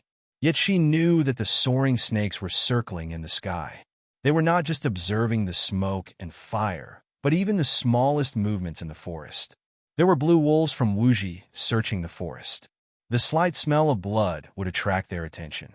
Even the flow of vital energy in a small area in the body was not safe, because Ding Ning was nearby.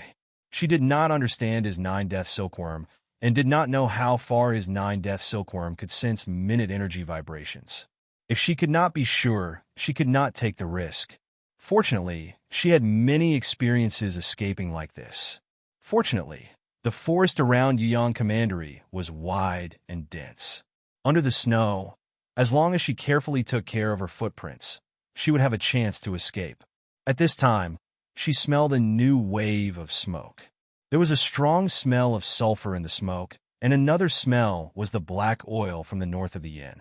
Her mind fluctuated for the second time. She looked up, and for the first time, shock and anger appeared in her eyes. Some parts of the forest were burning. Fires could not erupt in the snowy forest. Even cultivators could not ignite large parts of the forest unless they had large amounts of fuel. A cultivator in gray robes was walking in the burning forest. Sulfur, black oil, and other things ignited in the forest he passed. Even in this kind of weather, a mountain fire like this was enough to burn these parts of the forest. Looking down from above, these parts of the forest could be seen clearly. This sealed off the possibility of Zheng Xiu moving through the forest. This cultivator in gray robes was Shen Xian. Previously, he had been the one being pursued in Chongling. Now he was pursuing the mistress who had ordered the capture of him. He was one of the best at hiding in Chongling and also one of the best at hunting. The burning forest in the distance was not a path one had to pass through. But if the paths were dug, there was less room to maneuver, and the possibility of being discovered was greater. Zheng Xiu took a deep breath. She extinguished her anger and knew that Ding Ning had made sufficient preparations this time. At this time, in the forest not far from her, new smoke started to burn.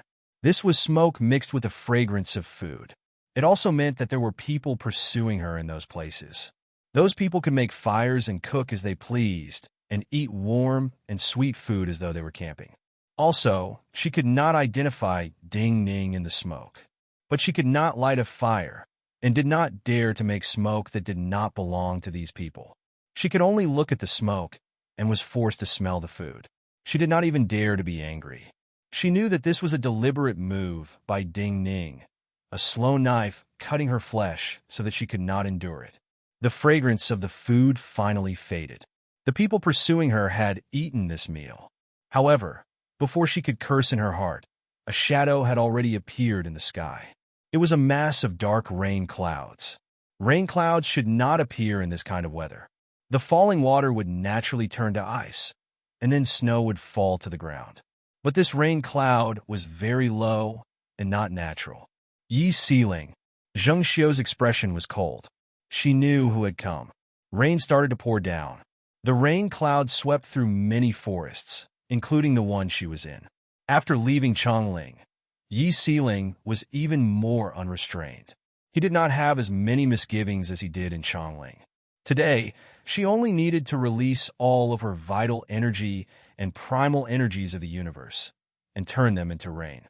She did not need to hold anything back. The soybean-sized raindrops swept off the snow on the treetops. The cold rain fell on Zheng Xiu's body and gradually soaked her clothes.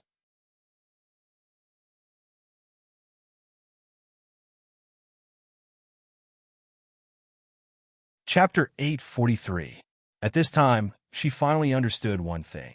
The former Wang Jingming, the present Ding Ning, before the change in Chongling, did not completely understand her. Before that, she understood him better. After the change in Chongling, when he became the Ding Ning in that alley, when he and Zhang Sun Qinshu were cultivated together, he finally understood her better. The rain wouldn't expose her tracks. Yi Xiling had used up all of his vital energy to create this rain and then leave, just to soak her in the rain. It seemed meaningless, but it was a deliberate humiliation. He made her eat insects, catch cold, get soaked in the rain, make her run through the forest like a stray dog to avoid the pursuers. She did not even dare to act against anyone. But the other was deliberately beating her back to her original form, from the position of the empress of the Qin dynasty back to the female cultivator who was trying to survive in Jiaodong Commandery. All of this came from Ding Ning's understanding of her. Because of this understanding, he had calculated that Yi Xinhe would likely be ordered by her to kill Grandmaster Yin of Yuyang Commandery. Then he killed Yi Xinhe, and then found his own position. At the same time, these moves against her were reminding her that she had done the same to him in the past. Today, there was no friendship between them. He just wanted to return the hatred and humiliation of the past. An emotion completely different from anger rose in her body, along with the cold. She was someone who could look directly into her heart, so she clearly knew what kind of emotion this was. In these years, she had become more disappointed in Yuan Wu, until she was completely disappointed. She could not have regretted it. From Chongling to now, other than her caring for Wang Jingming, the other heroes, the experts of the world, were all jackals of the same tribe in her eyes, and there was nothing to care about. So she was very cold. Many times, she would only look forward. Only when she reached the position she had seen in the past would she look back.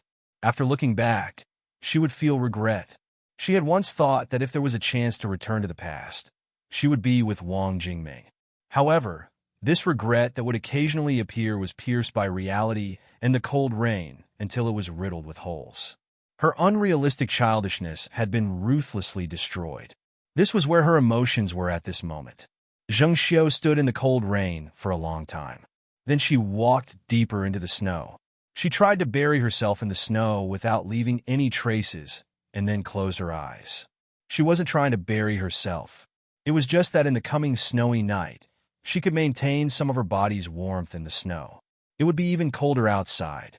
When the torrential rain caused by Yi Xiling's Jinqi fell, Ding Ning held up a large oil paper umbrella over his head. The person holding the umbrella for him was the young lady of the state of Chun, Ji Qingqing. In terms of hatred, the hatred between her and Zheng Xiu was no less than the hatred between Ding Ning and Zheng Xiu.